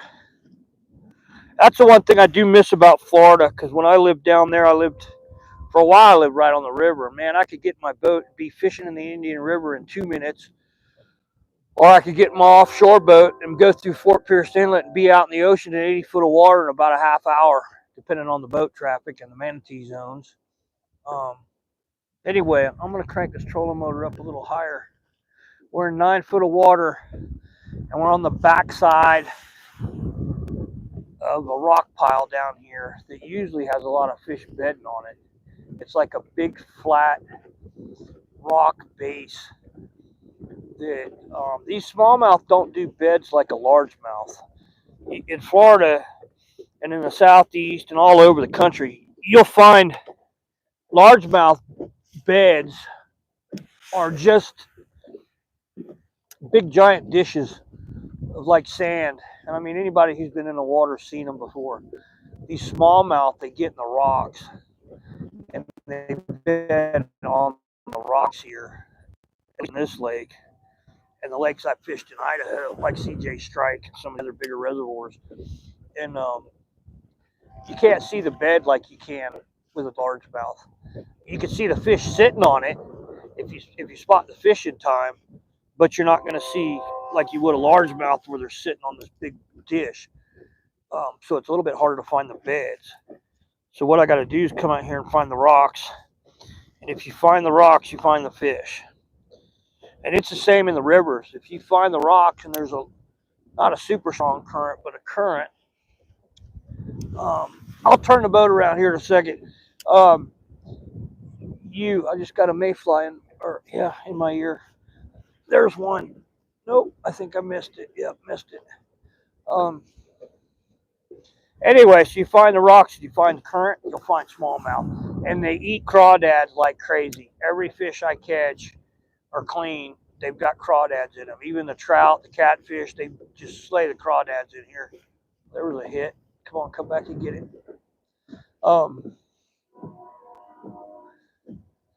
But anyway, a crawdad pattern works pretty well. And a plastic crawdad works well. I just don't have the patience any longer to drop shot a crawdad. Let me turn the boat around, see if we can't get a better angle for you guys.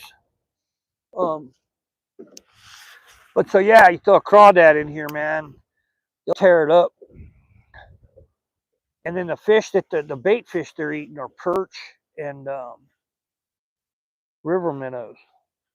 And a river minnow actually gets pretty big. They're like kind of like a shad. They don't get quite as big as a shad, but they're look exactly like this bait I'm throwing. And for those of you who just got on, I'll show you this bait here in a second.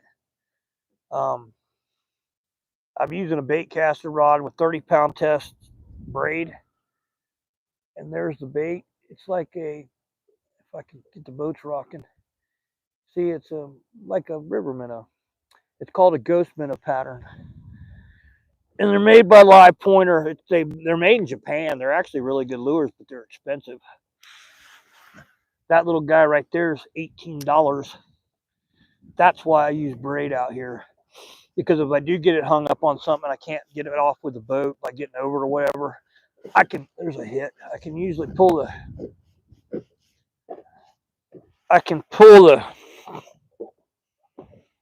hook straight.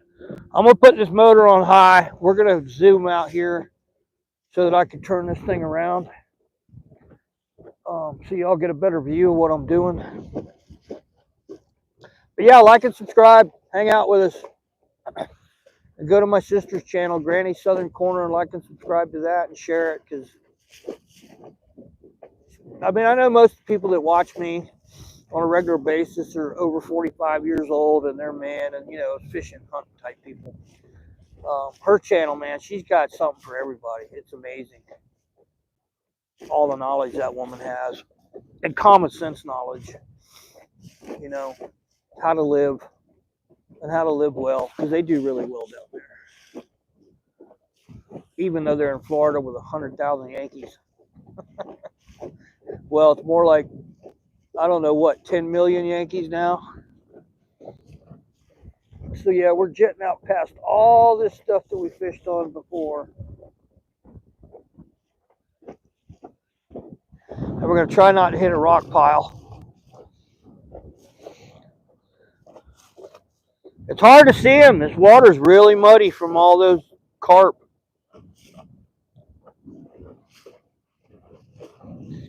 For those of you who just joined us, I already hit one rock pile zipping along and about fell in the water.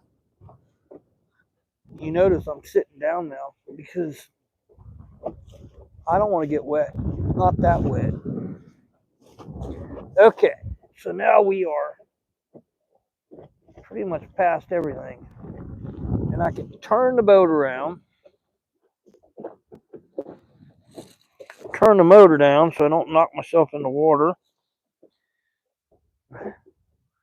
And I'm going to get this thing turned around and we're going to catch a fish. Because it should be right out there.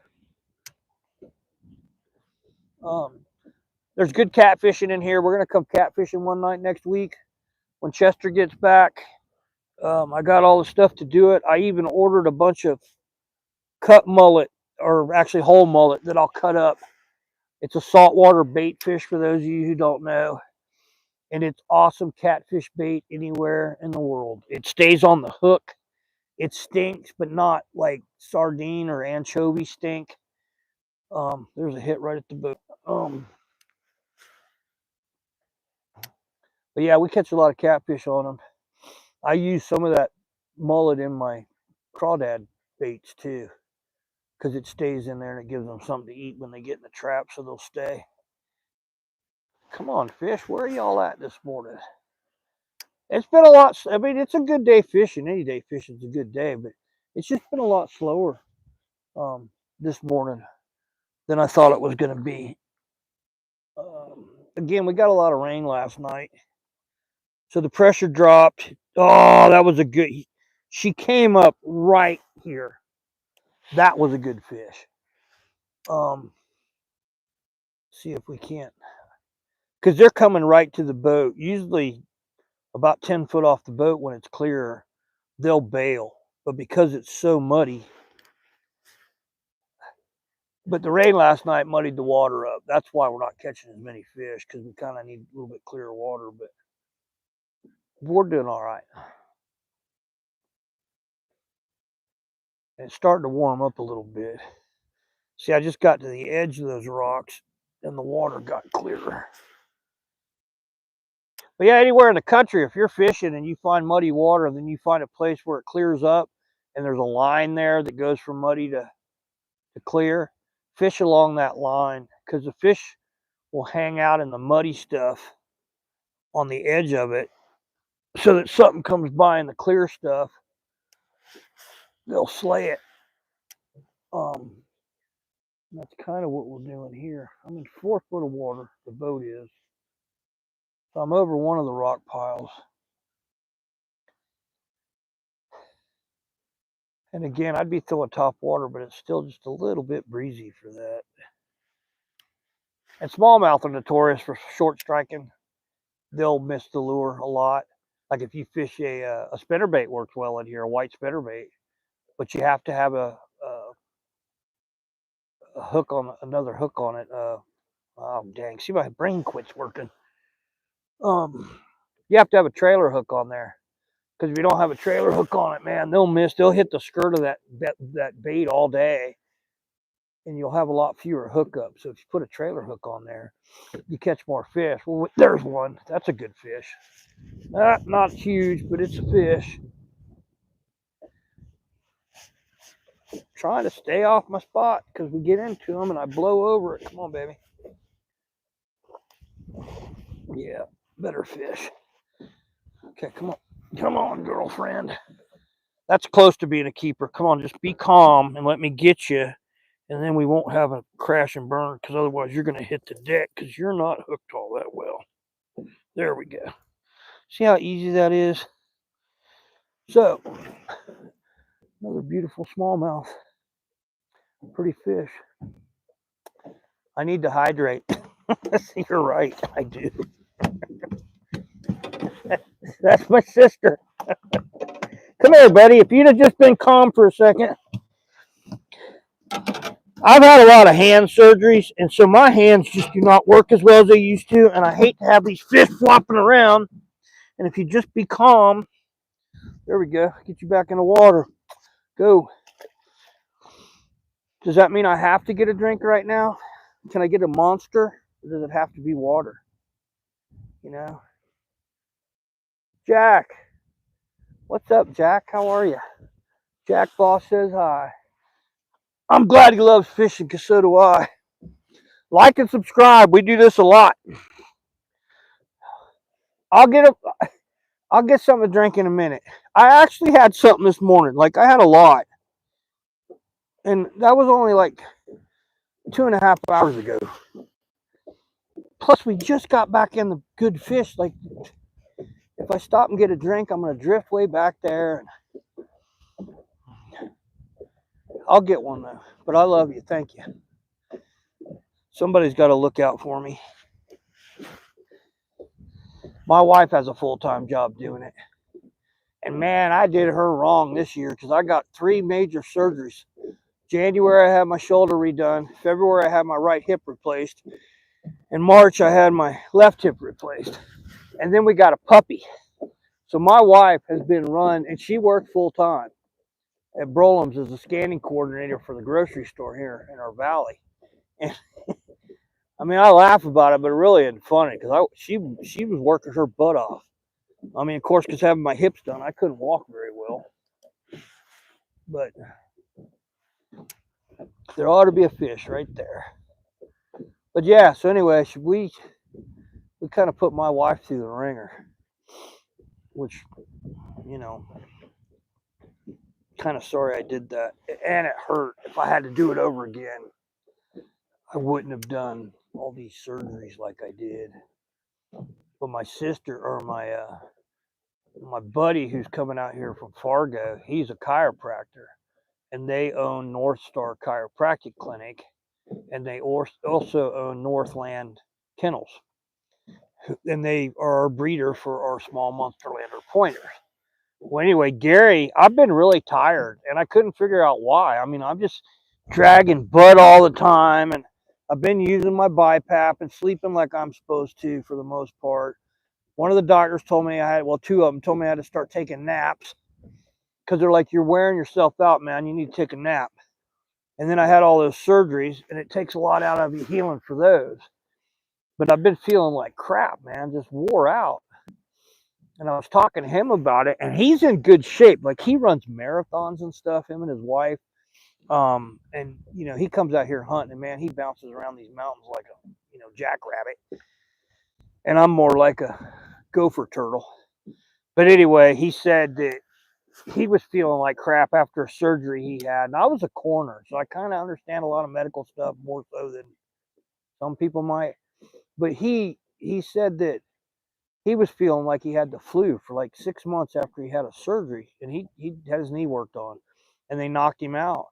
And the doctor told him that anesthesia is fat soluble, meaning that when you get done getting knocked out for a surgery, the stuff that's left over, your body just kind of puts it where it tries to get rid of it. What it can't get rid of through your kidneys, it stores in your fat. And so what was happening was he'd start exercising or doing what I'm doing, going fishing or something like that, and he'd feel like crap. And on the depth finder, it's showing a bunch of fish underneath us. It's probably perch. He said that the doctor told him that as you exercise and you burn that fat, it releases that anesthesia stuff, propylene or whatever it's called, or whatever they knocked you out with. It releases that, so it'll give you that blah feeling for a while after you have a surgery. And I've noticed it like a week after a surgery, but not like this. But that's like part of the problem this morning. I get up and I want to go fishing, but I'm sore as hell from my back, and then I'm just tired, even though I slept 6-7 hours. So getting old sucks, because my head and my heart are 24. My body is 90, and it feels like it hurts. My hands quit working. My feet hurt. It's like getting old's not for wimps, man. It's painful. But yeah, we're not catching them today like we have been, but it's muddy. The sun's getting up, and I can see it now. This whole flat's pretty muddy. There's clear spots in it in that deeper water, but I just got to get on the edge of one of these things and find these fish.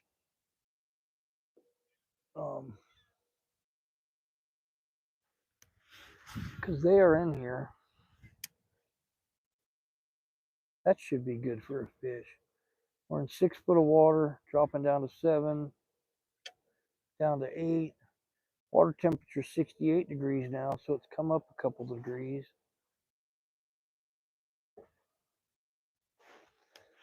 Anyway,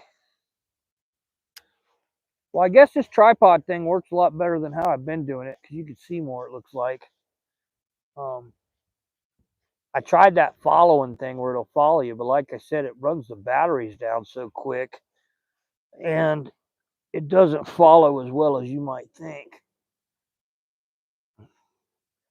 So we drifted through there, and let's go back out.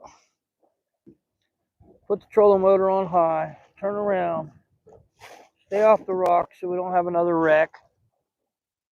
And then we're going to go back out to the main point. There's a rock pile on the very edge of the river channel out here that to the east of it, about 20 yards, it drops into about 35 foot of water. And to the west of it, it's about 2 foot deep. So those smallmouth will stage and school up out in that river channel. And they run back and forth this reservoir in the channel. Our moose is still over there eating breakfast. Bullwinkle.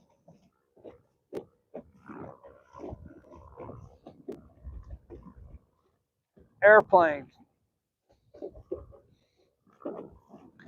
Yeah, we don't see a lot of airplanes out here. The crop duster, Clay, who sprays out here, he's got 3 aircraft over at the Grace Airport. We got a little tiny one, you know, the runway's 3618. It's the Grace City Airport, but there's nothing there. I mean, there's one hangar he's building now. But you don't see a lot of airplanes here. It being from Vero Beach, Florida, where they used to build Piper aircraft and still do, there used to be a new aircraft back in the 70s, 60s, and 70s coming off that assembly line. I think it was every 3 minutes or something. And so we're used to having airplanes flying around us all the time. And my grandfather owned Indian River Flying Service and New Hibiscus Air Park. So we had an airport. So I was raised around airplanes.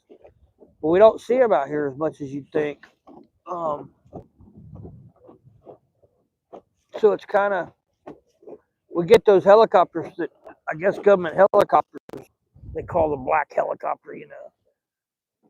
Yeah, we're going to turn left and go out to our spot, to one of our spots. Anyway, we get helicopters flying around here. And when we have a fire, of course, the fire fighting crews will come out and they bring aircraft, but it's just not a lot of airplanes like it is back home. And I love airplane noise. I'm a pilot. And I hate the wind because I'm a pilot. But that moose could care less. He's over there eating and having a large time.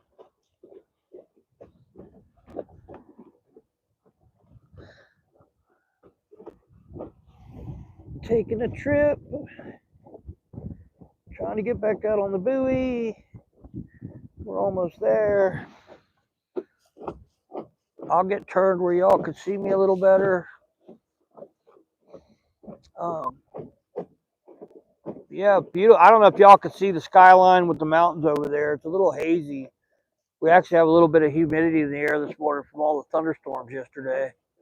Matter of fact, my BiPAP machine was all wet this morning. It had condensation in it from the extra humidity because we don't, it's dry out here. We don't have, it's not dry like Arizona, but it's a hell of a lot drier than Florida.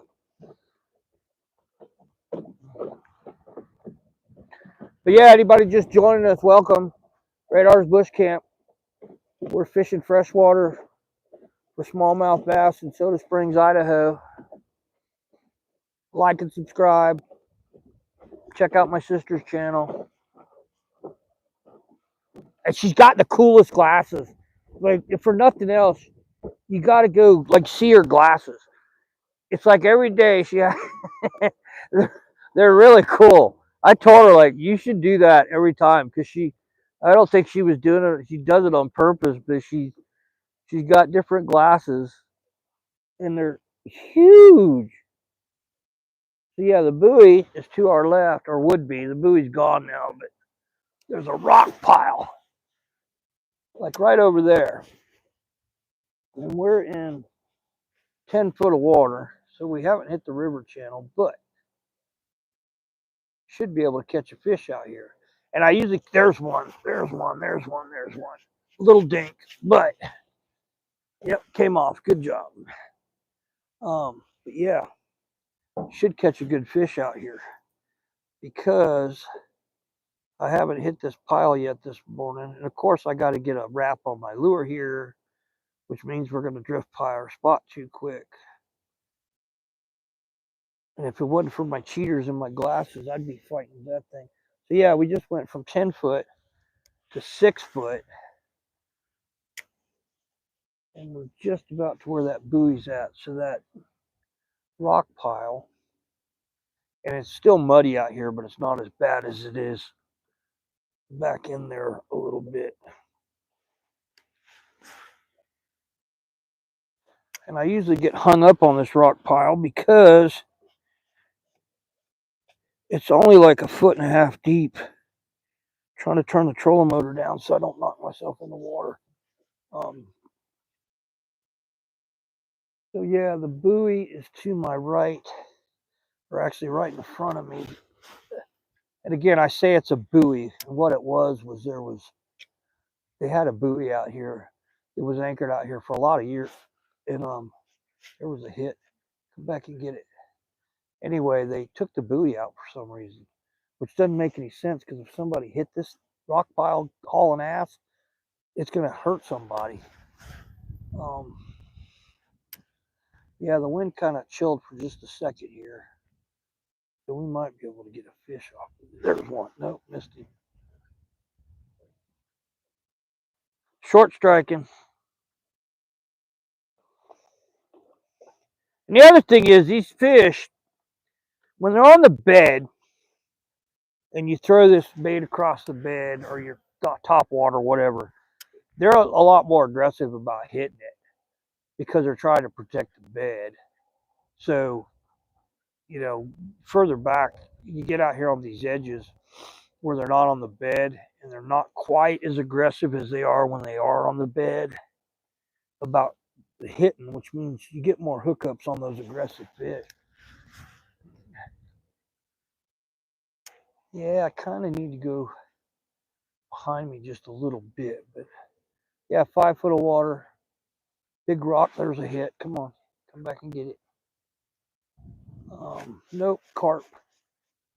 I can see them, and I do not want to catch one of those because those things,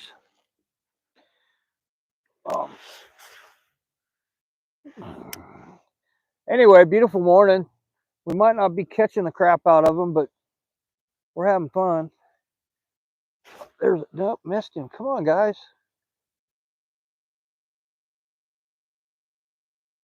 I don't know, man. You guys gotta get a little, I just threw it to a bunch of carp. Crap. I could see them. They get on the surface, and there's a big female, and there's like, I don't know, 10 males there's a hit. There's like 10 males with these. Yeah, I'm going right through the carp. I don't want to get one of those. Anyway, they chase each other around, and they muddy the water up. And that's why carp, they're one of the worst invasive species. They're just about everywhere now. The Snake River, there's a hit. Snake River's full of them. They're fun to come shoot with a bow. And I mean, they're fun to catch. I mean, they're a hell of a fight. And they'll hit this lure just, you don't have to snag them. They'll hit it. There's one. I either got it hooked to the side of the head or it's a decent fish. And at least it's not a carp. Nope, just hooked to the side of the head. Come here, baby. Come here. Don't get all crazy. Just be calm. Anyway, beautiful little fish. Huh. So let me get it. There we go. See, now if they all did it like that,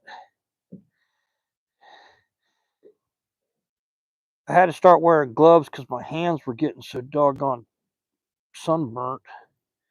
There we go. Beautiful little fish. Let's see who's saying hi.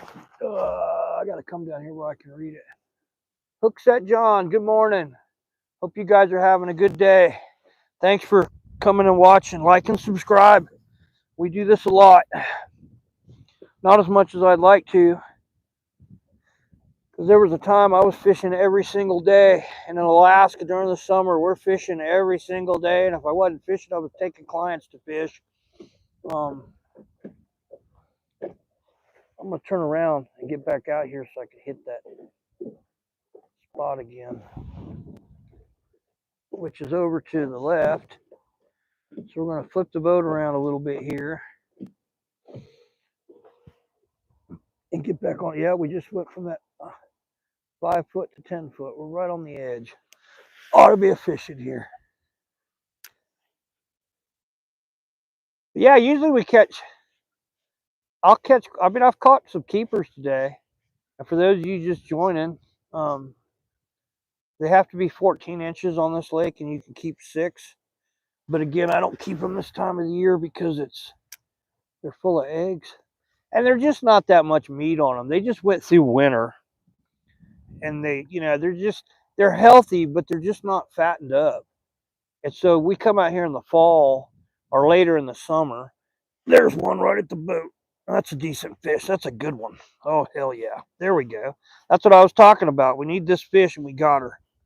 Come on, baby. Come on. I wish you could see that fight. Yeah, see, there's a good fish. Whoa. Don't want to get a hook in the head. Come on, baby. Come here. This is the other reason I'm wearing gloves, because with braid, it slides through your fingers, and boy, it does not feel good. Now, if I can just get you unhooked, girlfriend. Yeah, that's a female. She's full of eggs. She's not huge, but she get hooked up. That hook will hook on everything. I don't know how fish can hit it. Good fish. I need to hydrate. I know. I can see it. It's right there. But look at that. That's a beautiful bass. Red eye. She's been on the bed, but not. You can see her tail. It's just starting to get frayed down here. That's from them getting on the bed and fanning it. And we've already caught some that the whole tail was just destroyed from them being on the bed. But that's a keeper fish. She's 14 inches, probably 14 and a half. Give her a kiss. Say goodbye. That's what we were looking for. So I tell you what, I'll get a drink now, sis. I think I've got water in here. I got a whole bunch of Cokes and stuff, but I didn't get any ice. All right, sis, I'm hydrating. I'm 61 years old, and my sister, my older sister, she's a year older than I am. And she is very animate about taking care of me. And she's always been there when I needed her. And I love you, because you're awesome. Give Mom a hug for me, too. Because apparently Mom's home this morning. And Mom's, what, 84 now? How old is Mom? And I know that sounds terrible that I don't know, but she just retired recently. And she was in the citrus business in Florida, because my family was part of the reason we have Indian River citrus. And you've heard of Indian River grapefruit. Was we owned citrus groves. My family did. My granddad did. And anyway, Mom was in the citrus industry forever. She's forgotten more about the old citrus than most people would know. All right, I drank some water. So there we go. Is Emma home with y'all today? I think, right? What is today? Friday? I don't know. The kids out here don't go to. It's school's out. That's right. School's out. I forgot about that. Got to get my chew. Ugh. And go get back on our spot. Because that was a good fish. So let's see. We got to go back behind us, almost directly behind us a little bit. But before we do, let's throw right there. See if we can't catch a fish. Another one.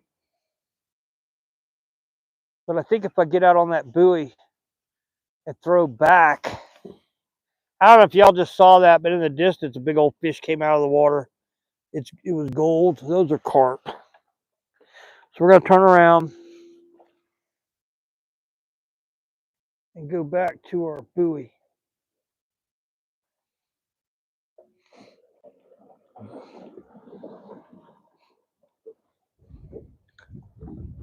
Do not want to hit the rock pile doing that, because I guarantee you I'd be falling in the water. But yeah, the rocks come almost to the surface.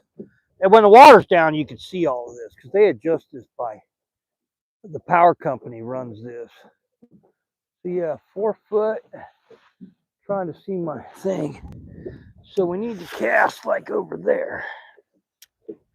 Pull a fish off. Come on, baby. You're here. We know you are. Let's get one of those. We need a 6-pounder.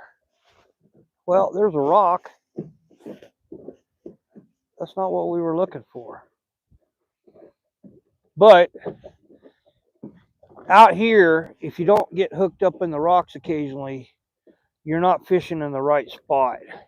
Because again, these fish are on these rock piles. And it's really muddy. I mean, it's very muddy here from the carp. And all that wind and stuff from the thunderstorm last night probably didn't help either. We got some rain out of it. It wasn't like we don't get like Florida. They'll get, 5 inches of rain in an hour just from a thunderstorm. But We don't get, if we got rain like that here, this place would be washed out. All right. Should be able to catch a fish here, I would think.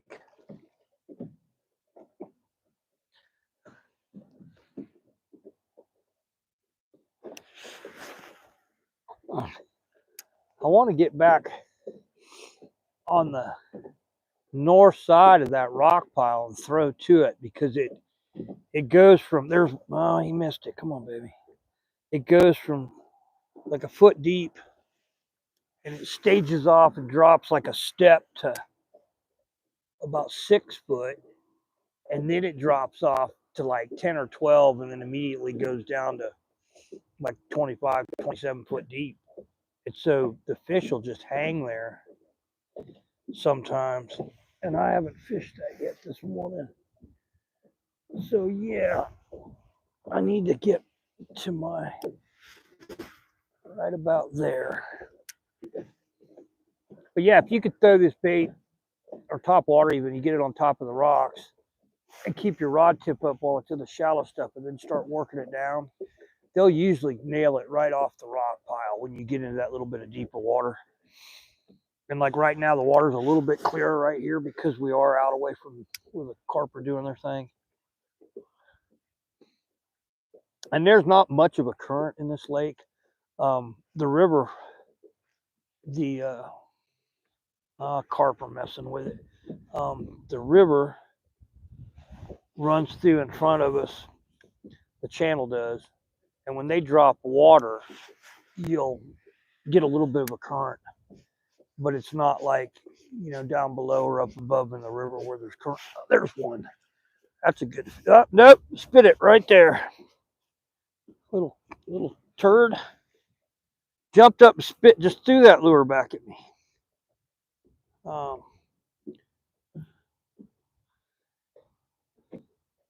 At least we catch fish. I was watching that guy from, I forgot the name of it, or I'd give him a plug just because I was watching him the other day. But he was basically just sitting on a bridge, and there's like 250 people watching him or something, and he didn't catch anything the whole time I was watching. And then there's one. That's a dink, but that's an aggressive little fish. Look at that. The lure's just bigger than he is. Come here, little one. Be calm, and we'll just get you off of here. There you go. Good fish. Good fish. But anyway, the guy was just sitting on the bridge fishing. And he was able to chat more because he could see his phone. Little teeny tiny dink. Little nink. All right. We need a big one.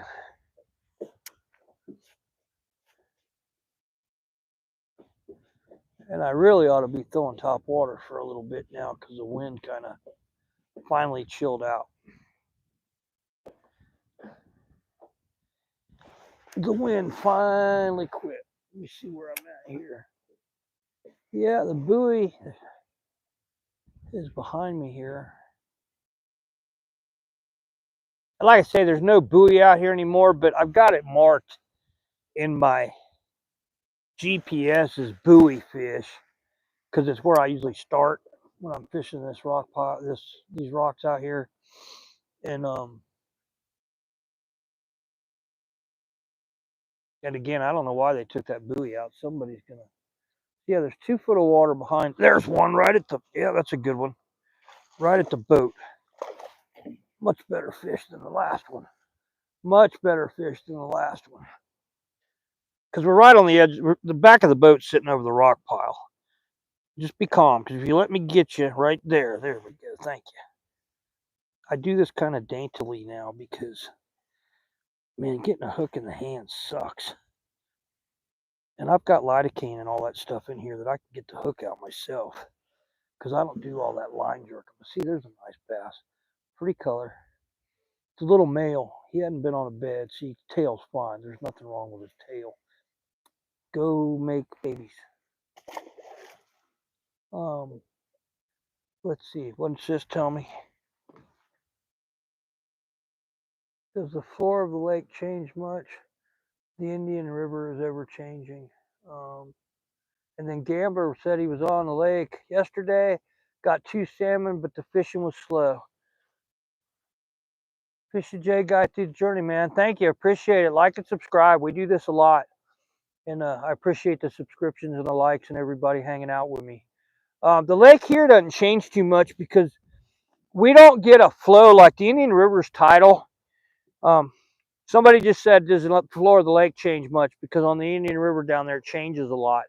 Well, it changes a lot down there because it's tidal, and you can get spring tides, and it's a lot of oyster beds, and it just changes. We're here, we don't get a flow through here like the river channel. Even in this reservoir, it doesn't get a 12-knot current going through it like the Snake does.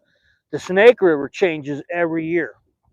So before I get on the Snake, I always make sure there's enough water, and you got to be kind of careful that first trip because the river will change on the Snake. Where some place that I ran through last year, the river will change to where the bend is now 500 yards or a half mile from where it was. It's crazy how the Snake changes because when we get the spring runoff from the snowpack, if it's been a good snow year, you've got current going through that Snake River that you really don't want to be on it in a boat. I mean, I've run it because I'm used to running them in Alaska, but it changes a lot, where here it doesn't. The bottom of this is just basically granite rock. That's the piles we're fishing. It's granite, which is the hardest stone there is. Because we're close to Yellowstone, and it's the Yellowstone granite you've heard about. Um, but anyway, it just doesn't change much like a lot of lakes do. We get the weed changes, like as the summer goes on, there'll be a lot more weeds, or fall when the weeds died, there'll be a lot less weeds, or springtime there's not a lot of weeds. But that's the only thing that really changes here is the vegetation that's on the floor. Yeah, I'm right over that rock pile, and I'm hoping we can get another good fish off of here. Because usually you find them like that, you'll find a bunch of them the same size. But that fish was right, probably on a, that male was probably on a bed.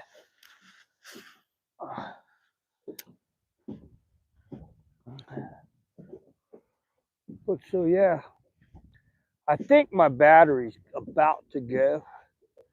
I'm gonna have to look. Because I tell you what, I wish if somebody knows how to charge the phone while you're filming, that would be really good to know, because with the microphone plugged into that port so that I could actually talk to you and have the camera back there where you could see, I have no way to charge the phone, you know. But yeah, catching salmon's a hoot. I bet that was fun. The fishing today is a lot slower than it was day before yesterday. But it'll pick up. Again, it's just because it's muddy. The fish are here. It's just muddy, and the carp have it all messed up, and the rain last night. It's just slower today than it has been. I've still caught, I don't know, 20, 25 fish. And the biggest one was like 15 and a half inches, I think it was, or 15 inches. So still a good morning. But yeah, I'll be back. I'm not gonna fish this weekend because we're gonna. First of all, it gets crazy out here on the weekend, and the weather's supposed to be nice. A lot of water skiers, which I used to water ski. I they've got as much right to be out here as I do. Some fishermen cuss them, but everybody needs to be able to enjoy the lake. There was a hit, but anyway, the weekend this weekend's supposed to be crazy with just all the crap going on. So that was not a hit. I actually got grass because I ripped it across the rock there. So let's see if we can catch one more really good fish here. And I'll probably have to say goodbye for the morning because my battery will go dead. But y'all go check out my sister's channel, Granny's Southern Corner. It's really cool. And again, if you're younger and you're watching this and you go check it out, you might think, oh, that old lady, why do I want to listen to an old lady? Well, you know, unfortunately, a lot of kids nowadays, um, even me, my mom and dad got divorced when I was 12. We were raised not in a single parent home because my dad got remarried and I had a stepmom and all that. And I had good parenting, um, you know, but a lot of y'all don't have, you either have a dad, you know, nowadays, or you have a mom. And if you have one or the other, you don't get the benefit of the knowledge of the parent that's missing. And Sis has got some really good information, you know, just telling people how to do things, from doing laundry correctly. And I know that sounds stupid, but you know, there's a way to do laundry right, and there's a way to do it wrong. And I don't think she's done anything on that, but it's just an example. But the cooking, she's just, I can't, that's what I miss is, man, the food down there is just unbelievable. But yeah, check her out because it's pretty interesting. Me, I'm just fishing and hunting. And I'm an old man who gripes about things. So, and I have the right. Now I understand those old guys that used to sit on the park bench and just cuss everybody. I kind of get it. And I understand why they're pissed off. I mean, you know, the ones that are hollering at people to keep off the grass, I'm not quite that bad. But since I lost this tooth, I can't get any dental work done till September because I had all these surgeries. And they told me that you can't do any major dental work for 6 months after the last hip surgery. So I was teasing about getting on my porch because I play the banjo. I was going to get on my porch with the banjo and just holler at everybody going by to stay off my grass. But I think my wife would probably kill me if I did that. Welcome to everybody who just came on. Like and subscribe, please. I would really appreciate it. And I go back through and I'll subscribe to your channel. I mean, I know we all got to kind of help each other out with this YouTube thing. But I promise you, I fish a lot. And when hunting season gets here, I'll be hunting a lot. And then what we're going to do with my sister's channel, we talked about I'll go hunting or fishing, catch a fish, get it clean, show you how to clean it, and then she'll show you how to cook it. Because, man, that woman can cook.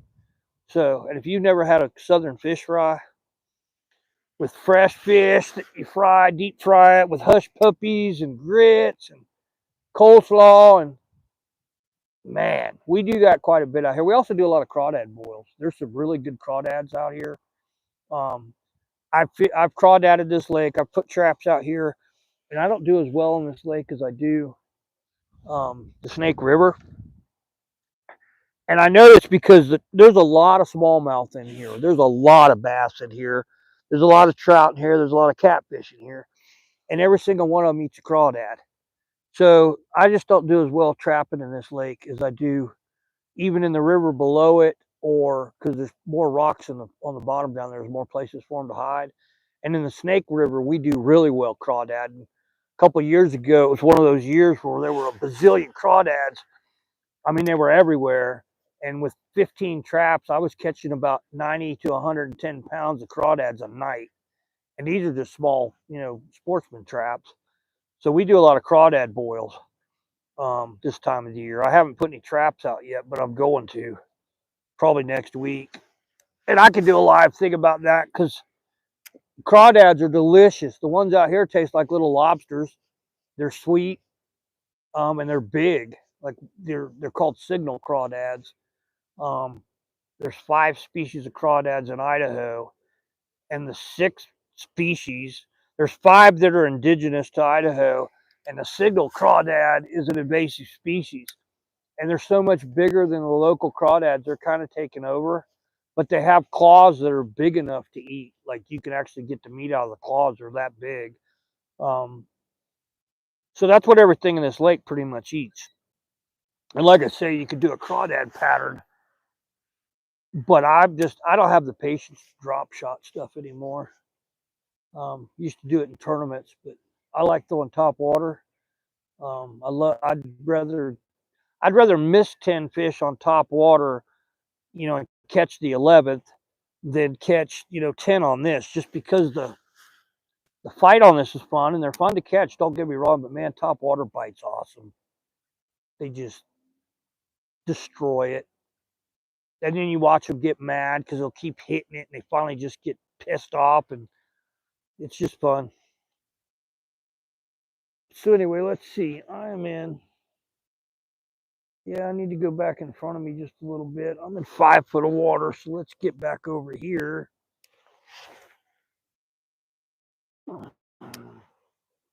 Yeah, and when we start fishing the snake, I fly fish a lot. I don't do it as much as I used to because of my shoulders and back. But down there, we catch some huge brown trout and rainbows and smallmouth down there. The biggest smallmouth I've caught in Idaho was 7 pounds, 2 ounces. And that was last year on the snake. And the scale said it was 7. Nope, there's a rock. The scale said it was 7.2, but I really think that fish was probably like in high 6 pounds, 6.5, 6 pounds, 10 ounces, something like that. I don't think it was 7 pounds, but still was a good fish. And it's the biggest one I've caught so far here in Idaho. I'm trying for that 8-pounder, man, because I know there's some 8-pounders. There's some big fish in here.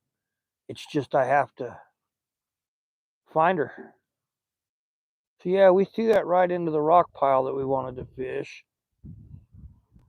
So we're gonna have to not tear up the motor, get through our rock pile here. There we go. Yep, see, we found the rocks. So let's get off this rock pile.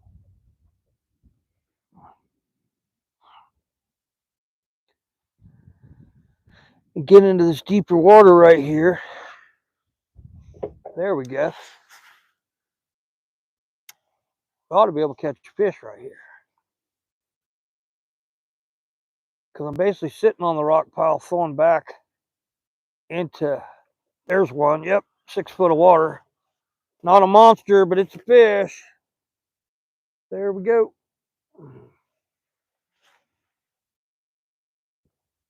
Ugh. Cool. Yeah, let's see. I'm down to like no battery. So what I'm gonna do, say goodbye to everybody. I appreciate everybody that watched today. For all y'all who are on there, sorry that you get on here and my battery's down to like 2%. So I'm gonna lose everybody here in a minute. But like and subscribe. We do this a lot.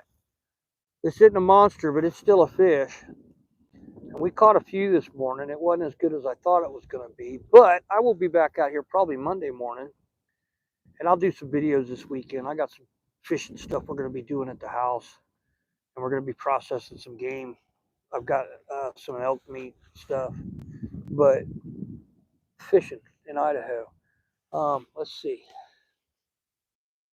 Again, it's hard to see because the sun's in my eyes, but Granny's Corner, thank you.